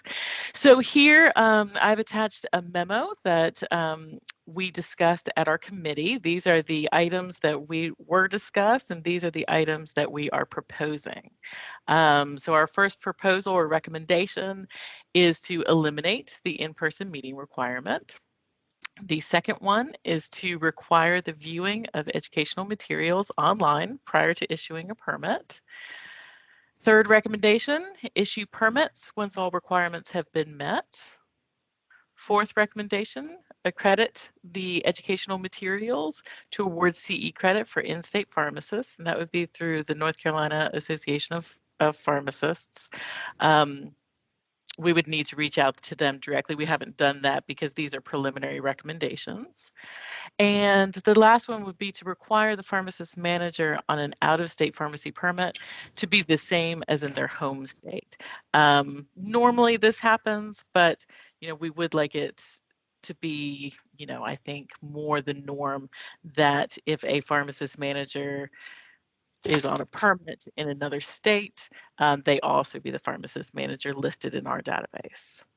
So those are the recommendations that came from our committee, and then we yield to the full board to discuss and go through each one to, accept or decline any that you like or don't like. Back to you. Thank you very much. I like the back to you, Missy. You should go to work for WRAL.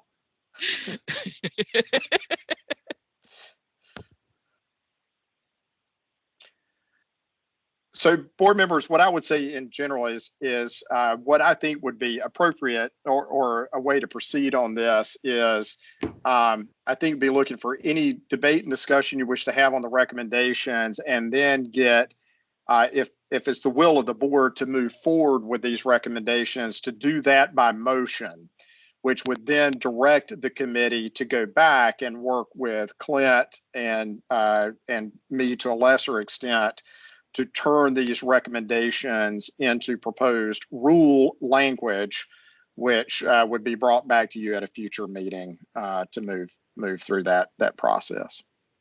Board members, do you have any questions or comments or discussion? This probably doesn't matter, but as a CE provider, I'm just curious, did y'all deliberately pick NCAP to do it? Or was, I guess, where did you decide to do that? Was ACPE accreditation not something you thought would be valuable, or were you just trying to keep it in-house because it's a North Carolina permit meeting type thing.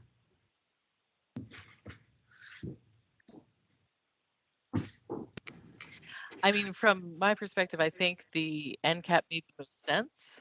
I think if there were other agencies that you'd rather have it accredited through, that's a possibility. It would be only for in-state pharmacists that would receive the CE credit, though. Just want to make sure we're not missing an opportunity. Is there a value in it being ACPE accredited versus not? And I don't care one way or the other. I just want to make sure we think it through. Yeah, I'll leave that to you guys to discuss. Well, how about we consider a motion to move forward with this as board in concept, with the caveat that we explore other CE providers and perhaps the ACPE certification. I mean, the NCAP doesn't have to be cast in stone. Yeah, and I think the main thing with the CE credit is obviously we're not going to we want to provide some sort of a questionnaire, but I think, Missy, that we had talked about like maybe the testing option. We had to be careful with that piece. And we're not looking to spend a lot of money, just something more of a, what did you think about it? Did you gain some information about it? Not necessarily to give them CE credits for the year, but just more of a testing kind of a Quizlet kind of an application.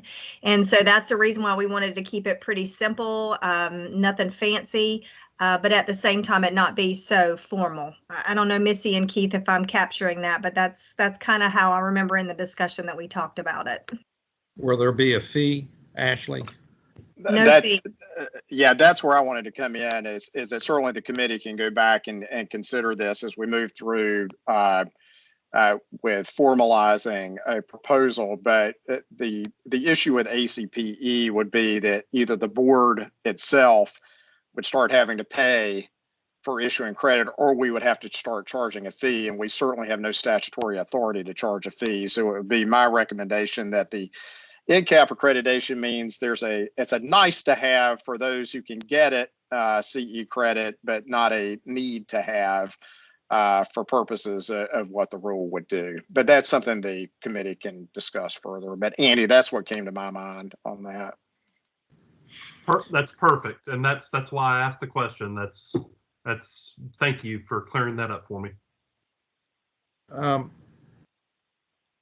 we ready for a motion? Since this is a committee recommendation, do we need a motion and a vote?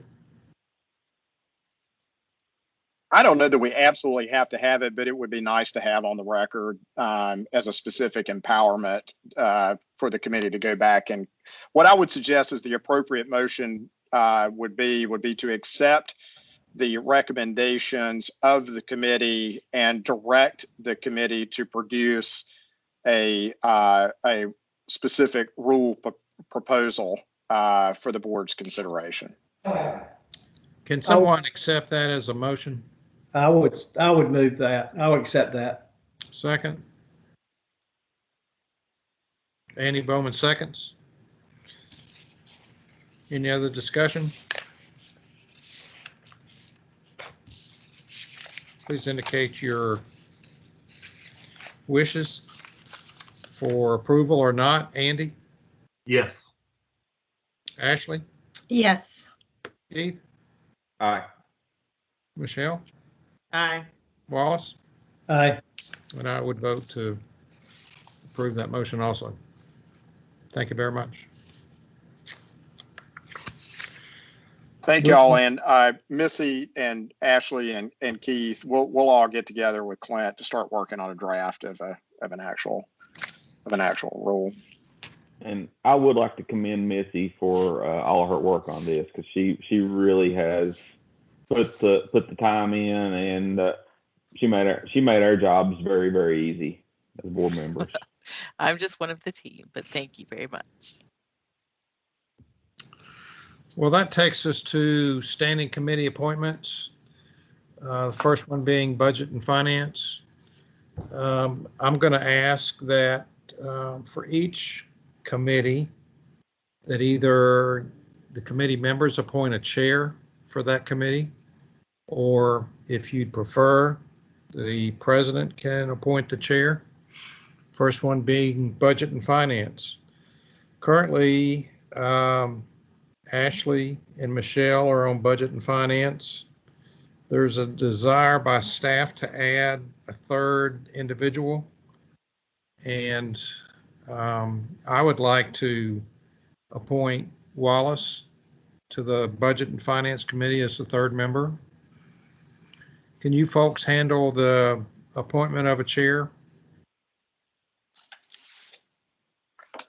I would just say, I don't want to speak out of turn, but the Budget and Finance Committee does have a meeting on the schedule for December, and I think the committee can select a chair before we go into that meeting.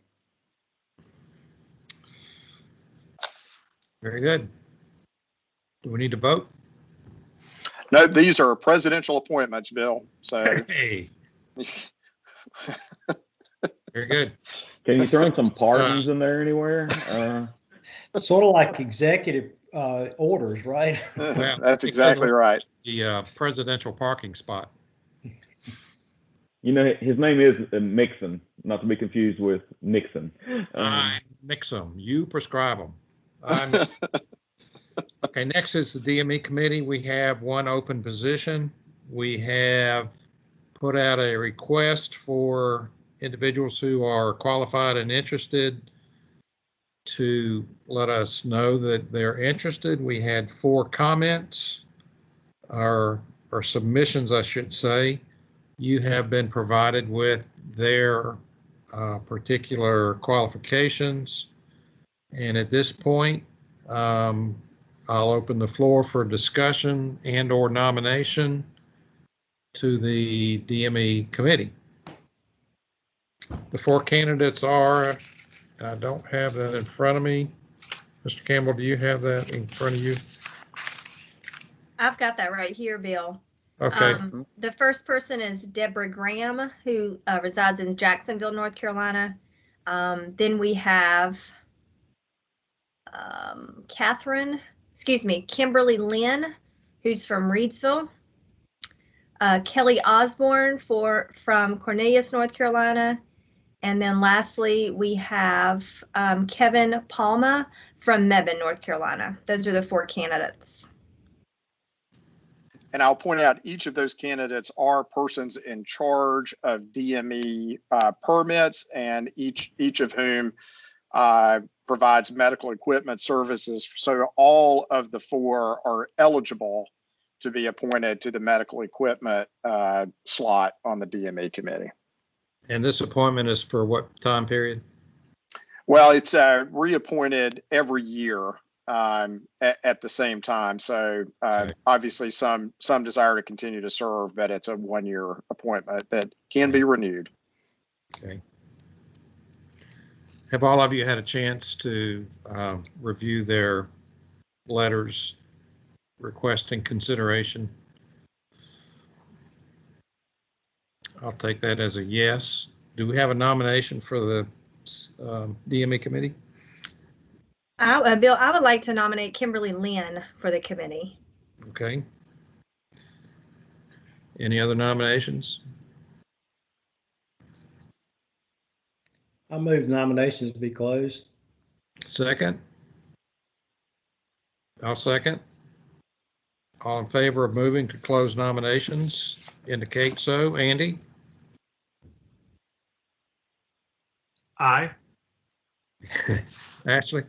Aye. Keith? Aye. Michelle? Aye. Wallace? Aye. Nominations are closed. So we have a nomination, Kimberly Lynn. All in favor of electing Kimberly Lynn, please indicate your desire. Andy? Aye. Ashley? Aye. Keith? Aye. Michelle? Aye. Wallace? Aye. Okay, that does it. Kimberly Lynn, congratulations. You are nominated to serve on the DME committee. And Cindy Perrin will reach out to Ms. Lynn to let her know about that. The next committee on my list of standing committees is the CPP Advisory Committee Liaison. Currently, I am filling that role. I'm happy to continue to do so. I'm happy to turn it over to another individual. Presumably, we could have two of us on it. I'm not sure that's necessary. Hey, Bill, I'm sorry to interrupt you. Can I back up for a second? Because I think that you and I both are on that DME committee currently, right? Will we Yes. stay on that committee? Good question. Does anybody else have a burning desire to be on the DME committee? Okay, burning desire is exciting. probably not accurate, but I'm sorry? I did do burning desire is probably not accurate, but I did do just a little bit of work to try to figure out what would be, as we talked about, Bill, good placements for me. And DME was one that came up in my conversation with a couple of people. So I just sent you an email about 15 minutes ago. I know I was supposed to have it to you yesterday. Well, I didn't. You know what? It's hot in here.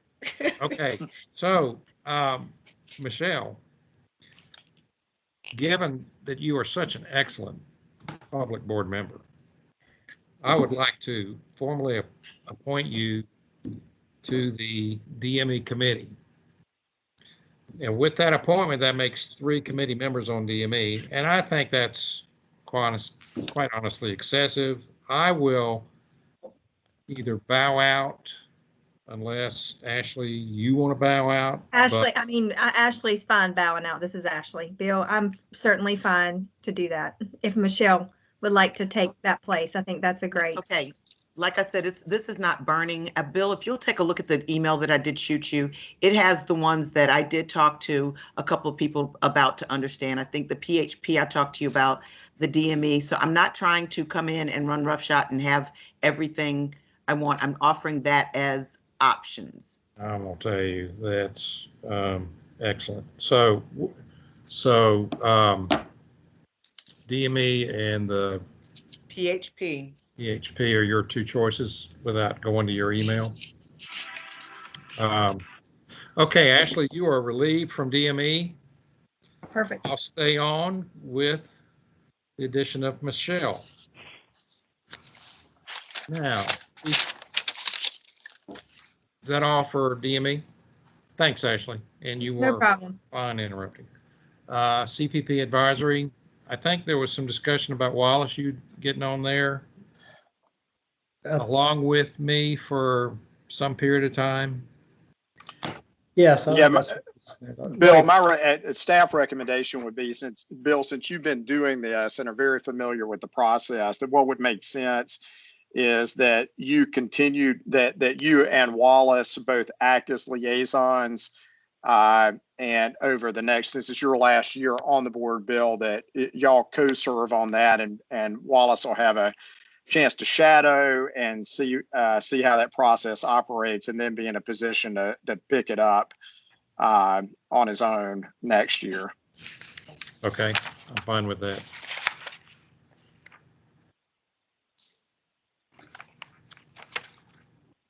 Now, I do have a question. So if Wallace gets the request to approve a candidate ahead of me, do we both still need to approve the candidate, or can one or the other act?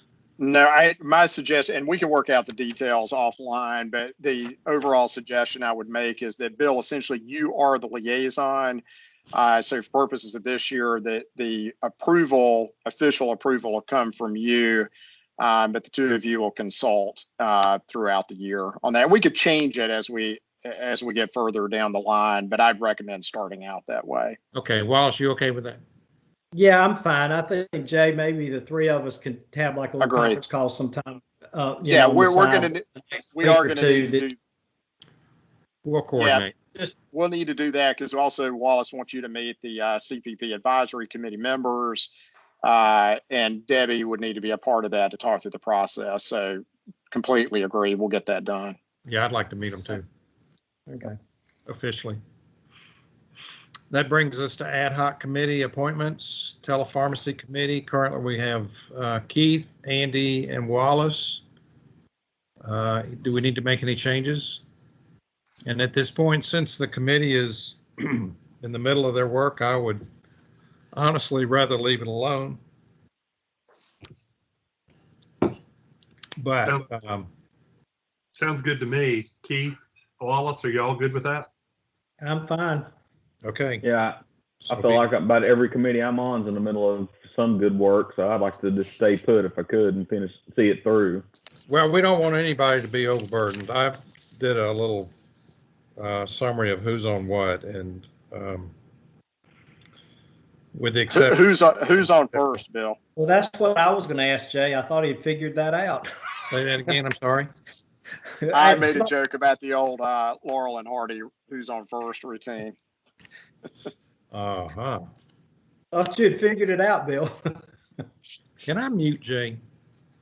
Antoine. More people should. Jay's doing topical humor for 100-year-olds. Okay, we have the Opioid Crisis Committee consisting of Ashley, Keith, and Andy. Any need to change that up?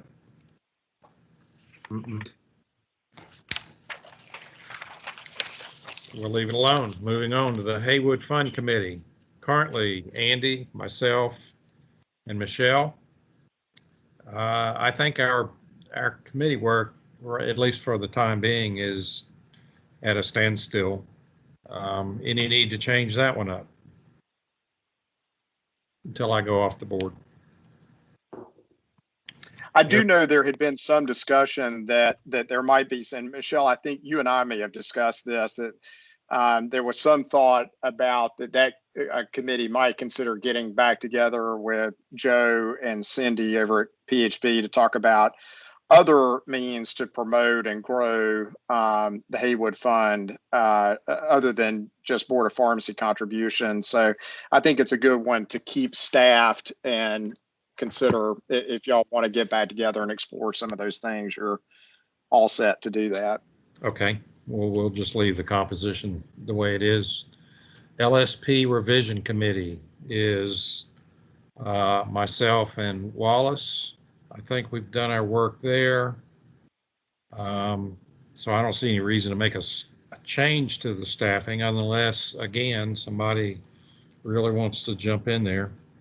There's nothing to do at this point. Yeah, I would leave that. I think what we may need the committee to do will be to consider comments made on the proposed rule. And I think it'd be good to have the committee that developed the rule to be intact to consider comments and recommend potential changes to the proposed rule.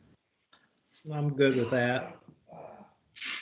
Okay, the permit meeting and pharmacist manager education committee meeting. I think we've already had our report. Is there anything else that needs to be said? Currently, that's Ashley and Keith.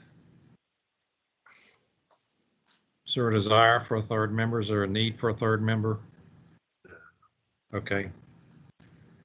So be it. Long-acting injectables is Ashley and Keith.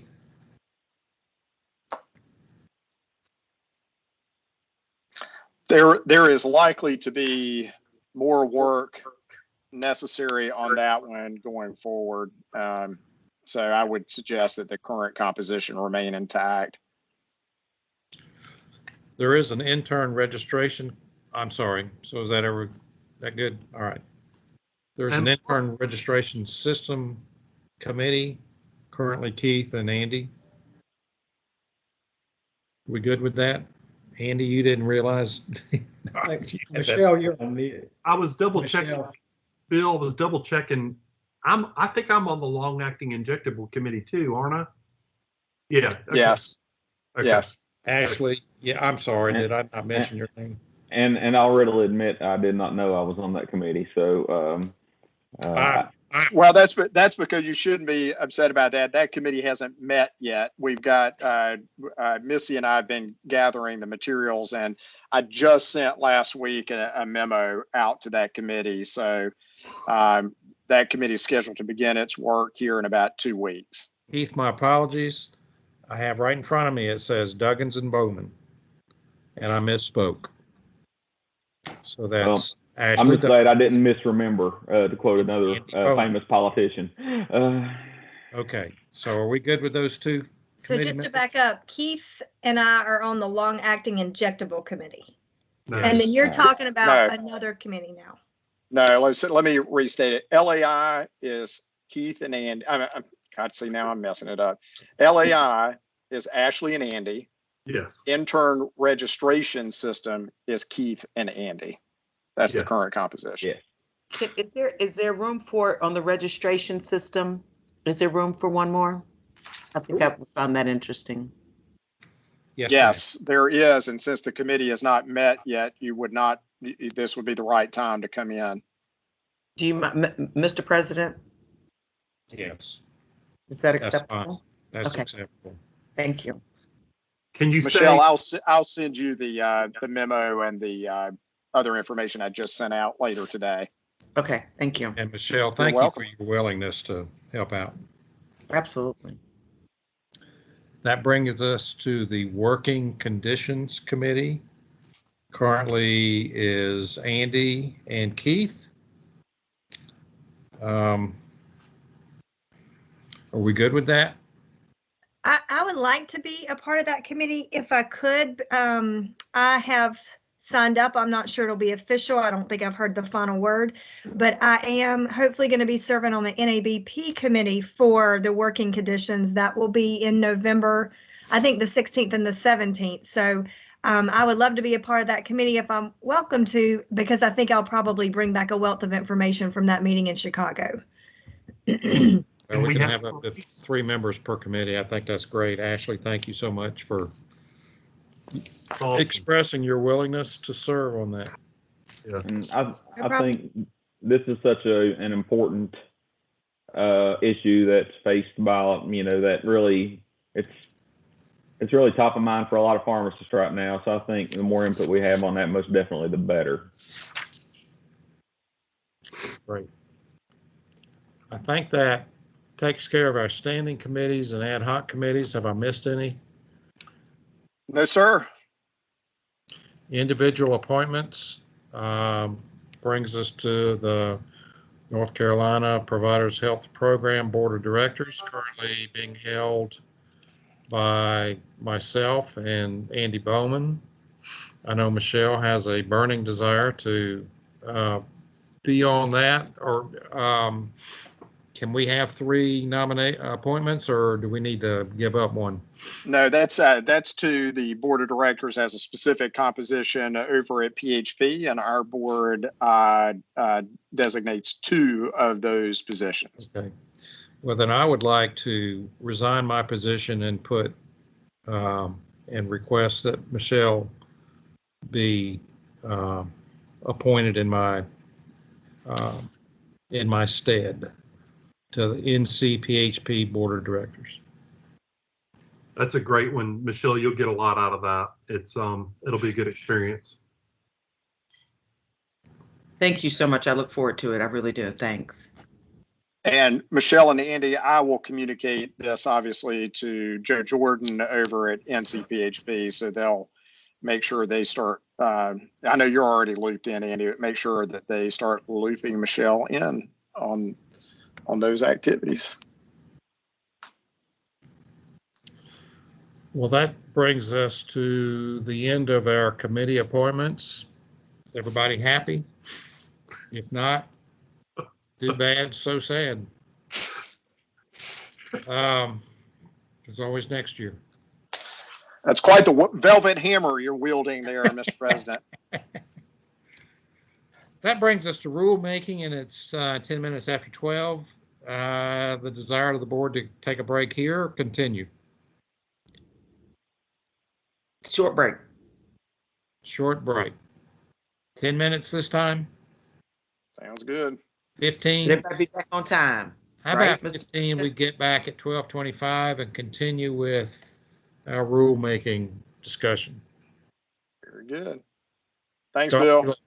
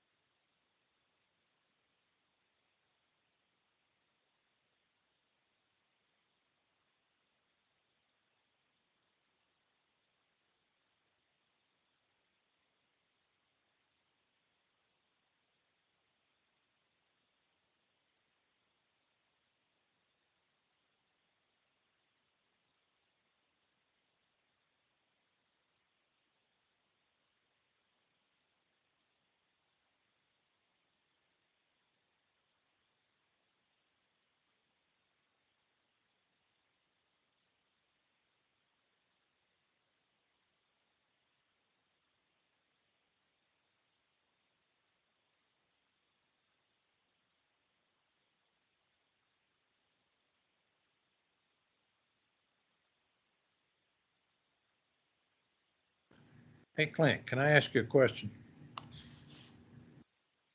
You're muted. Yes, sir. Are you affiliated with a medical board? No. Okay. Would I've you know- had hearing, I mean, I've represented clients in front of the medical board. Yeah, okay. I was just curious if there was any movement to regulate compounding done in a physician's office. Nope. I saw a statement where they had decided that they have no opinion or no whatever. Okay.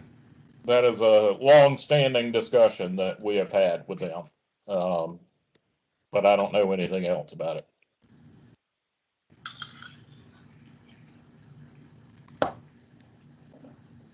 Well, the state of Rhode Island has decided that they are going to regulate, and they require compliance with USB standards for sterile compounding, as well as Rhode Island's requirement, among other things, to require monthly environmental monitoring. The last discussion that we had with the med board was several years ago, where we told them, if you're going to allow this to happen, then you need to actually inspect it, and that's going to be your problem if they kill somebody. And I don't think they have ever done anything about that.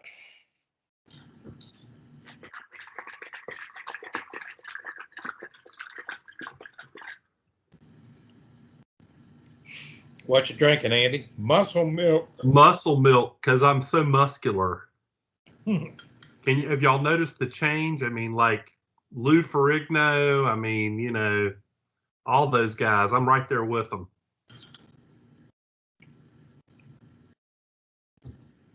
I don't hear. I saw one additional hair on your head. That's it. Yeah, well.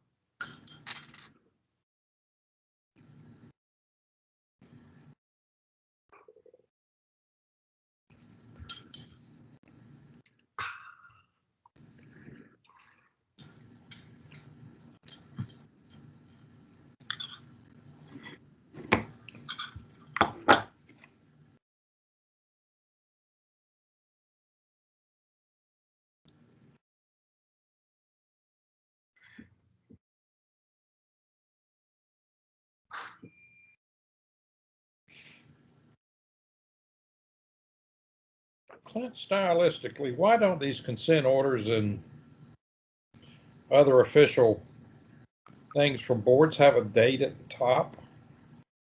That would be so helpful. Because that's the way that court documents are usually set up, with the date at the bottom. Now, we could do a stamp on them, or we could stick them at the top if we wanted to. But that's just sort of the way we learn to do things as lawyers. Well, heaven forbid that should get changed. Well, if y'all like that idea, then I can start putting one up at the upper right-hand corner, to the extent that I remember to do it.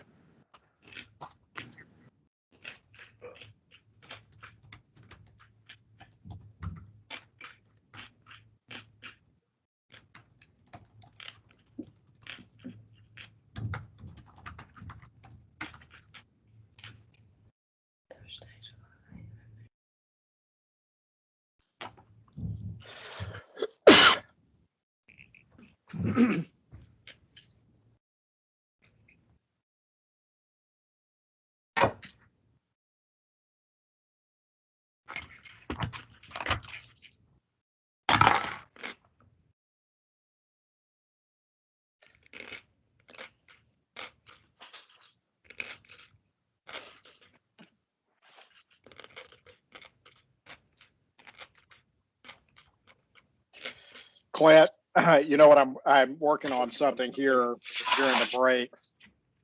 I think the boy and I are going to go to the College World Series final, no matter who's playing in it. I've got a hunch that Vanderbilt's going to make it, but I think we're gonna go regardless. Can you get a discount if you take Johnny with you, or is he already there? He's already going to be there. I Okay. talked with him over the weekend. He may be the most rabid college baseball fan in America. Well, and Mississippi State made it, won their super regional yesterday too. So his dual alma mater will be back.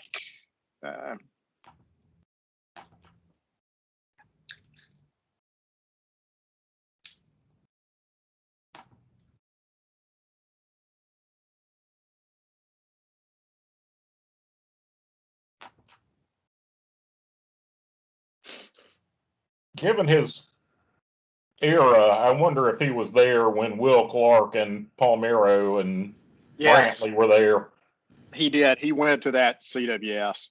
He Well, that would certainly do it because that was one of the greatest college baseball teams ever.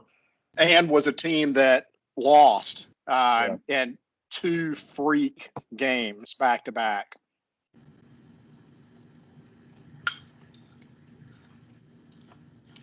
My best friend in high school's dad went to Mississippi State and drove from Birmingham for every home game for years because of that team.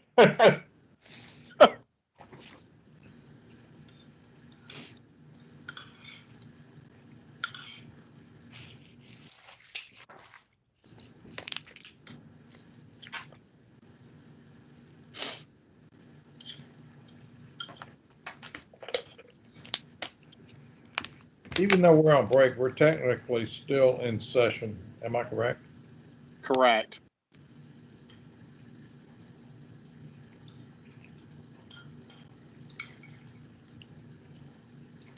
Bill was getting ready to air his grievances. So anything said during the break can and will be used against us? That is correct. In keeping for today's theme, you are being recorded, Mr. Mixon.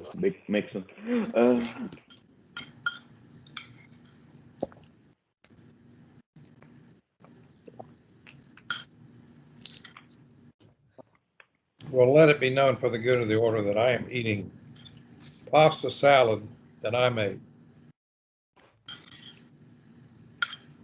from a box.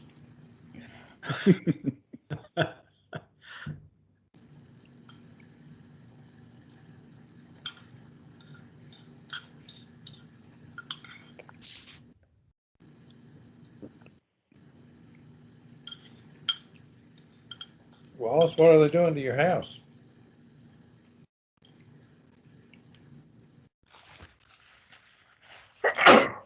You're muted. We can't hear you. Can't hear you. Just, some guys doing some stuff around outside, and I had to run outside a while ago to try to meet with those guys, and it's just getting some shrubs back in order, and anyway, just a lot of that kind of stuff. But anyway, I think I'm work out and just try to hang with the rest of the meeting too. I thought I was going to have to cut out early, but I think I'm good. So, well, it just depends on whether you want it done your way or their way. That's true. You're exactly right. Or done at all. I had a stretch. I had to redo a pier out here back of the house, and I had that was not. I'm not used to that kind of work. I mean, picking up a liter bag or 2 liter bags is about the heaviest thing I pick up. And, but anyway, I got out there and worked on that this weekend. And I had some of my state friends give me some grief about where I went to school, and some kind of things. And I told them, I said, well, I went to Carolina so I wouldn't have to do all this kind of heavy manual labor. I said, you guys go to state and you learn how to do heavy labor, farmers and yeah. So I'm sorry.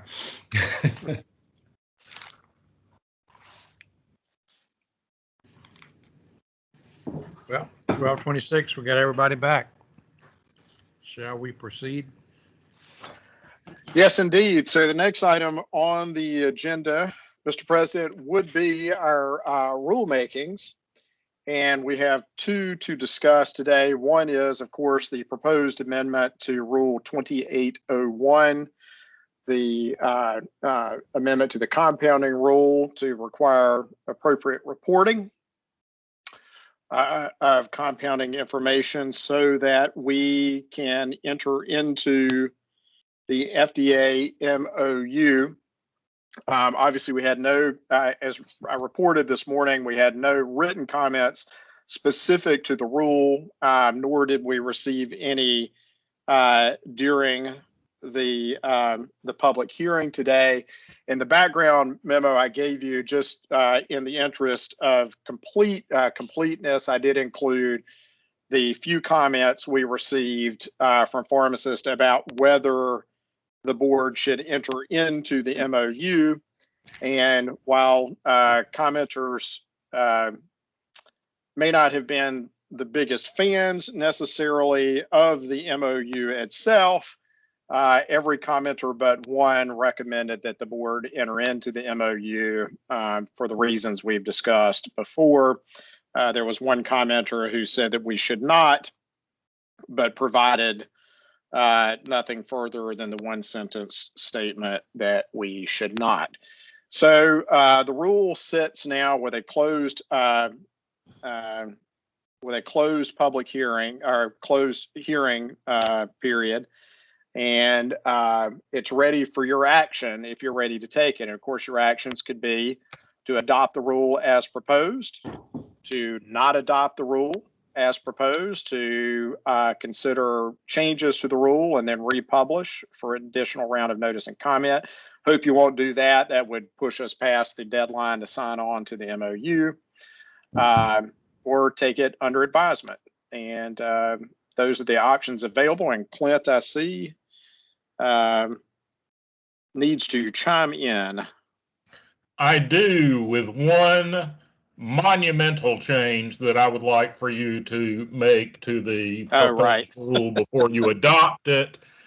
Earlier, I decided I would input the address for the NABP eProfile Connect to make sure that was still correct. It is not.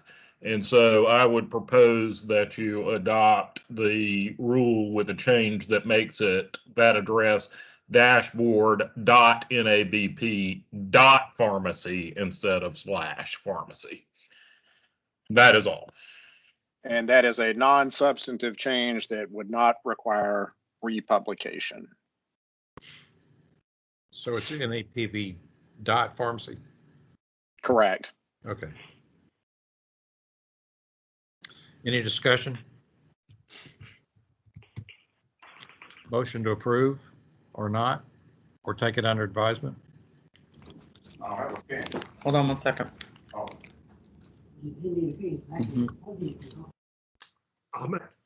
make the motion to approve. I'll Motion second by that. Andy, second by Ashley. Any further discussion? Indicate your desires to approve the motion. Andy? Aye. Ashley? Aye. Keith? Aye. Michelle? Aye. Wallace? Aye. And I also would approve the motion. Motion's approved. Very good. Well, this rule will now go over to the Rules Review Commission, and we'll certainly, Clint and I will keep you updated. The next rulemaking item on the agenda is a proposed temporary rule to implement State Law 2021-3's long-acting injectable authority. We discussed this last time, that the COVID relief bill that became law at the very beginning of the legislative session conferred upon pharmacists an ability to administer long-acting injectable medications pursuant to prescription. The law becomes effective October 1st, 2021, and the Board of Pharmacy is authorized to adopt temporary rules to implement the law. And we have to do that pretty quickly because of the looming deadline. Clearly, the committee has proposed a temporary rule that provides a definition of a long-acting injectable, largely traces the relevant rulemaking provisions that govern the administration of vaccines, and speaks to training requirements and counseling requirements upon administering a long-acting injectable. Our goal on this was to track as closely as we could to the existing vaccination rules, eliminating those things that are not relevant, because as the law stands today, any permanent rulemaking would require the concurrence of the nursing and the medical board. So we were trying to propose a temporary rule that very likely would be one that those boards would agree to become a permanent rule. The nursing board has indicated it is A-OK with the temporary rule becoming a permanent rule. The medical board continues to consider, but time is upon us with this one. I should also note, and we'll get to this during the legislative update, that there is another bill which we've discussed, H96, which may expand administration authority further. That could impact what we're doing and require us to do something different. But in my view, we have to go forward with this plan because this is what the law is right now. And I don't know, as we sit here today, whether the law will be something different. So that's the reason for this being a slightly messy, I guess, rulemaking. Clint, what did I leave out?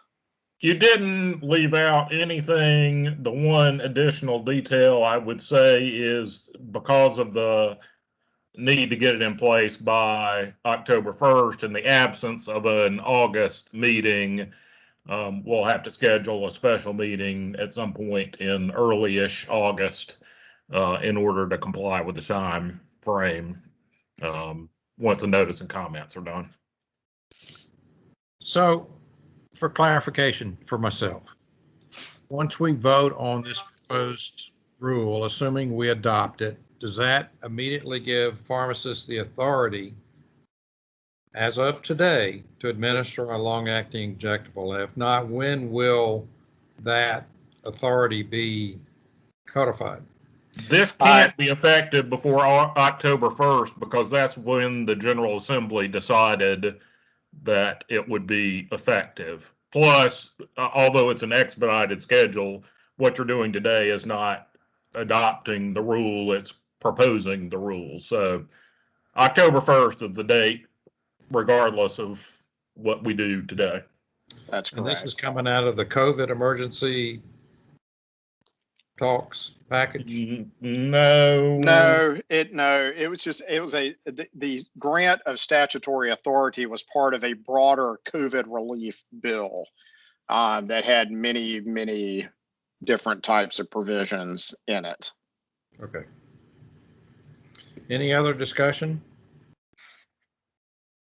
We need a motion to either adopt the rule, reject the rule amendment, or take it under advisement. Motion to accept and move forward with the rule. Second. Any other discussion?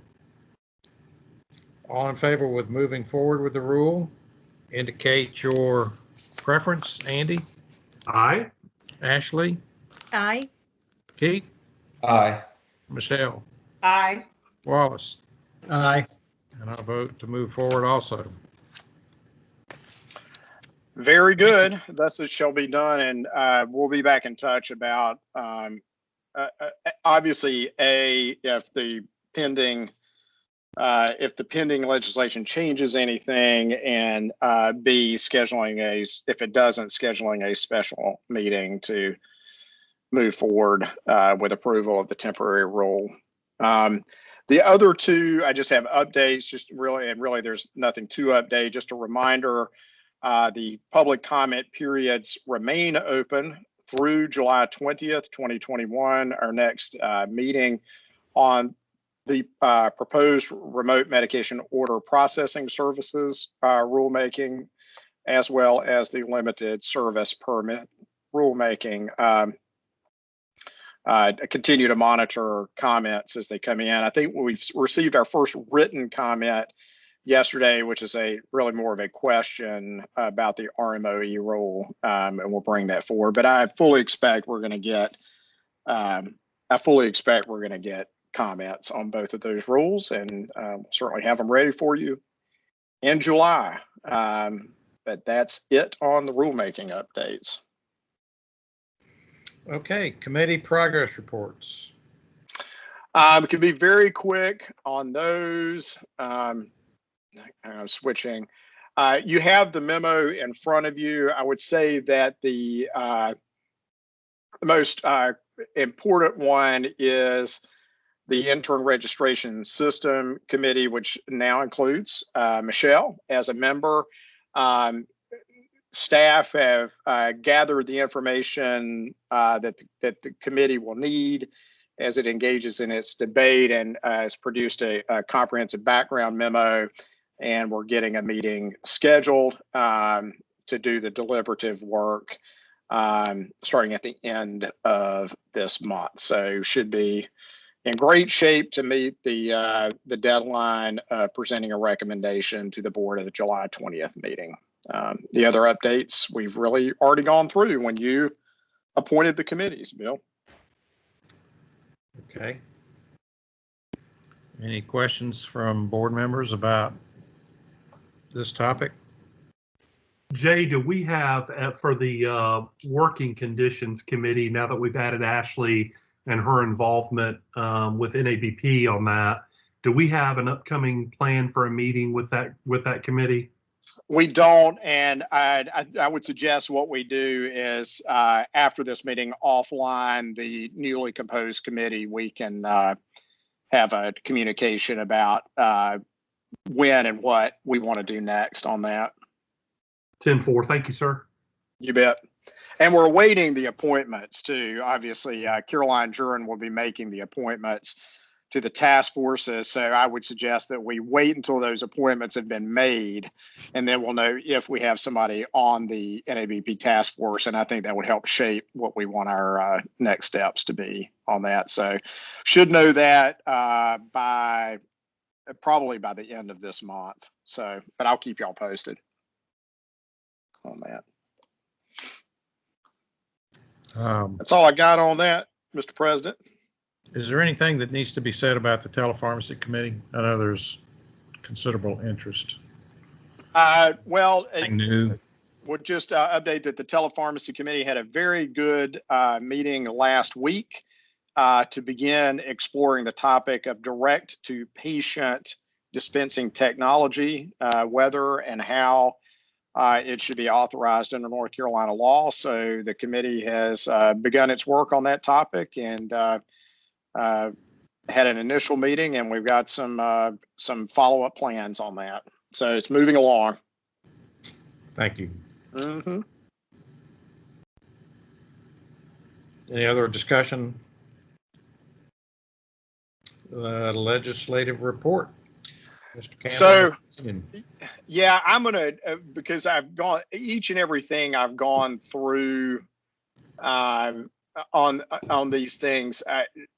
I'm just going to really update you on two bills because they're the two that something is really going on, and that's H96, which, as you all recall, that's a bill that would expand the ability of pharmacists to administer injectable drugs to more than just long-acting injectables, at least in its original iteration. Recall also that there was a bill S575. That was a bill that would broaden immunization authority for pharmacists somewhat, and also created some categories of things that pharmacists would have sort of a quasi-prescriptive authority to prescribe and dispense medications. These two bills have essentially been combined, or at least what's going on in the Senate Health Committee right now is that those two bills have been combined, and there seems to be a different draft version of that bill literally every other day. There's another Senate Health Committee meeting tomorrow that I am monitoring to see if a new version gets proposed. And we'll send y'all an email report if it does. There's lots and lots and lots of maneuvering by the various physician representing organizations who I think are probably not happy with various aspects of the expanded scope of practice. And so there's just wave after wave of negotiation going on over there. Andy, because I know this has been an issue you've been particularly interested in and following, there are some attempts being made to get the ability of technicians who have become qualified to administer vaccines through the PrEP Act to codify within this vehicle an ability for them to continue to provide vaccines once the PrEP Act declarations have expired. That has been subject to a remarkable amount of back and forth on that. But the latest versions I've seen would preserve an ability for those techs to administer at least some vaccines, but that remains very much in flux. So I understand this is all, there's a whole lot of moving parts, but I'm not trying to sandbag you. I just don't have anything else to tell you because I don't even know what the current state of that will be. But I hope to have an update for you guys tomorrow on that. So with that, then I think that's the key issue with the legislative report. So happy to answer questions or try to anyway. Any questions from the board members? Looks like everybody's happy, Jay. Well, Thanks we'll for see that what comes update. out. We'll see whether we're happy or not. But That's amazing amount of information to have to follow and collect and summarize. it is, and I don't mean to sound overly critical. Constant revision is the way that legislation gets done, and frankly, at least the issues are alive. These types of things tend to suffer very quick deaths in the legislature in years prior to this. So is there it's nice. Like website that you use to monitor the progress of these? Yeah, I use the legislature's website, ncleg.gov. You can follow any bill on that. And some of Clint's staff over at Brooks Pierce are helpful on this as well. So if we're really, really bored, we could log on there and see. You absolutely could. Well, let's welcome Mr. J.P. Brown to give us our monthly financial report. Thanks, Bill. You all have gotten the financial report for May. It's pretty straightforward. You'll see a couple of larger expenses that we were able to knock out some projects. Some more of those will be in the June financials. But big picture, due to the pandemic, we had a lot of restricted operating activities this year. We've got a surplus due to revenues, which we conservatively budgeted. We didn't know how the pandemic would impact the North Carolina industries, and we surpassed, I think, all of our revenue marks. And due to the restricted operating activities, we spent less money than we had anticipated, which allowed the board to do some great things like increase the Haywood Fund and have the COVID vaccine CE through Campbell University. Staff has been focused just in the last month of trying to knock out some big projects, lobby renovation, stuff like that. Those will appear mostly, I think, in the June financials. But other than that, yeah, looking good towards the end of the year. Net income and these monthly financials will not look exactly the same, right? In our audited financials, we'll have some non-cash expenses, some accrued vacation, as well as a depreciation expense. Anyhow, I'm happy to delve into the weeds as always. Always happy to look at line items and explain variances of any sort. If you have questions after the meeting as well, I'm always happy to answer those. JP, I know there was a request by one of the board members to have a dunking booth installed in the lobby. Is that out there now? I don't think we've had that constructed yet, but I'll follow up with Jay and Kristen and see if we can get that. Only if you sit in it, Bill. Yeah. It might be it might behoove us to put that on the patio just for cleanup purposes, but that'll work. If there are no other questions, then I think we can segue in to the next topic on the agenda, if that's all right with you, Bill. That's great. Thanks, JP. Any other questions from the board before we move on? Okay, let's move on. Sure. You all have received a copy of the budget proposal. The Finance Committee has met and I think tentatively approved what we've put forward to them. Nothing really big to point out here. It's only some slight differences between last year and this year. Mainly, we've projected a little bit higher revenue income because we didn't see the downturn that we expected due to the pandemic. And then on the flip side, the expenses have stayed almost the same. Just 7,500 or so of an increase there is what we're forecasting. Other than that, the proposal is pretty straightforward. I'm happy as always to delve into the weeds and break down line items or answer any other questions that board members have pertaining to the budget proposal for next year. If I may, I would like to know how you decreased hospital insurance expense. That's remarkable.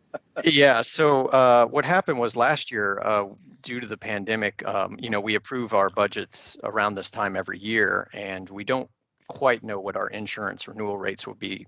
So the budgeted line item for that last year was we projected upwards of, I think, a 20% increase in insurance costs. And then on top of that, we also had one more staff member, right? We had a higher head count just by one, but obviously that sort of trickles through the budget in every capacity. But anyhow, renewals came around, and much to our happiness and surprise, health insurance costs actually went down a bit. So that, combined with the lower headcount, allowed us to not spend as much money this year on insurance, and the renewal rates that we are thinking we're going to get, at least right now going into next year, don't appear to be a very large increase. Very good. Questions from the board? I do want to thank Michelle and Ashley for continuing superb work as the budget committee. There's been more work than budget committee typically is because of the COVID year, and we had to make some mid-course corrections, but y'all were insightful, prepared, helpful. Thank you ever so much for that. JP and Rhonda do phenomenal work pulling the budget together. That you guys dug in the way you did was much appreciated.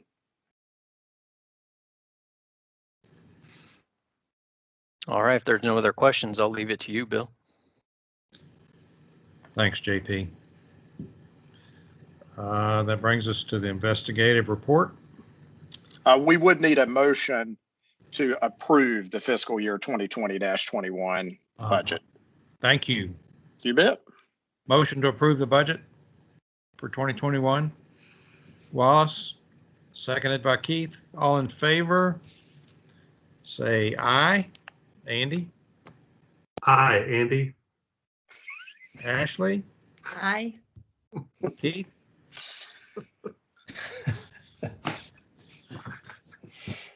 Keith, you're muted. Thumbs up. Can't hear you. Approves. Michelle? Yes. Wallace? Aye. And I also approve. Thank you very much. Budget's passed and approved and codified and stamped and sealed and delivered. Thank you all very much on that. Thank you. Looks like Mr. Kohler is going to present our investigative report. Yes. Thanks, Bill. Afternoon, everybody. So you'll see on the report, since the beginning of the year up through the 7th of June, We've had a total caseload of 161, which is moving things right along. Our categories, the procedural legal leads the way with 46 cases, followed by the ever so lovely AOC charges at 42, errors 33 cases, inspection follow-ups are at 25. Diversions are somewhat holding steady at around 8. And then our substance abuse cases are at 7. And for our surrenders, again, same time period, beginning of the year through June 7, we're at 6 pharmacy technicians and 3 pharmacists. I'll say that again, things are moving along well in the investigative inspections department. Once again, I know our folks are awfully glad to be able to get back out in the field and, keep from sitting at home all the time. So anyway, any questions? So when did your face-to-face inspections resume? Was it last month? Yeah, within the last couple of weeks. We have our folks, if they want to call ahead if they like to see, what the situation is there at the pharmacy, if there's any COVID cases or, if there's any known in the county, and if anybody has to wear a mask or, whatever they choose to do, as far as to protect themselves, they're doing that. But yeah, for the most part, last few weeks, folks have gotten back out there for the face-to-faces. It appears that the total number of cases runs pretty constant. Are there any trends that you've noticed or things noteworthy worth mentioning without really revealing any confidentiality? Right. I haven't personally noticed any trends, other than our AOC cases. It just, seems like our technicians it seems like that, they just can't stay out of trouble. But, that's kind of the way things are and the way it is. But, other than that, I haven't noticed a whole lot of other trends. Are most substance abuse related? Sorry. I'm sorry. Say that again, Bill. Are most of them substance abuse related? To a point, a lot of our AOC cases deal with DWI charges, or the other popular one is, possession of marijuana, less than a half ounce, which again, those seem to be the ones that come up the most. Yep. But Bill, I was just going to speak to the caseload throughout COVID. We were kind of surprised that it stayed pretty steady. This kind of on target to hit 350 investigative cases. And that has been, surprisingly steady throughout. We've had a similar number of investigative cases. And our inspection folks, as Josh mentioned, are very eager to get back out and do the in-person inspections after a long pause. So, thank you. Ellen, what did you say about 350? Is that 350 is our kind of average caseload over the past 3 years. Back in 2018, I think we hit a high water mark of like 440. But on average, it's about 350 investigative cases over the past 3 or 4 years. Per year, right? Mm-hmm. Yes, sir. Okay, yep. So we're at half that, but we're looking at half the year. Right, exactly right. Thank you. Mm-hmm. I was just curious. I've always liked to see trend stuff. This to follow up with Bill's conversation, but maybe like is this on the? This is January. Are your numbers? Do you look at the calendar year? Is that what? Yes. Okay. Yes, That's what I'm talking about, is like 350 per calendar year. Okay. Well, I mean, maybe at the end of this year, maybe a yearly report that would look at, I mean, you've got these numbers. It shouldn't be too much trouble for somebody to put together of what the last 5 or 10 years have been, you know, just to be able to see that. So, Wallace, are you wanting to look at total case numbers or case type?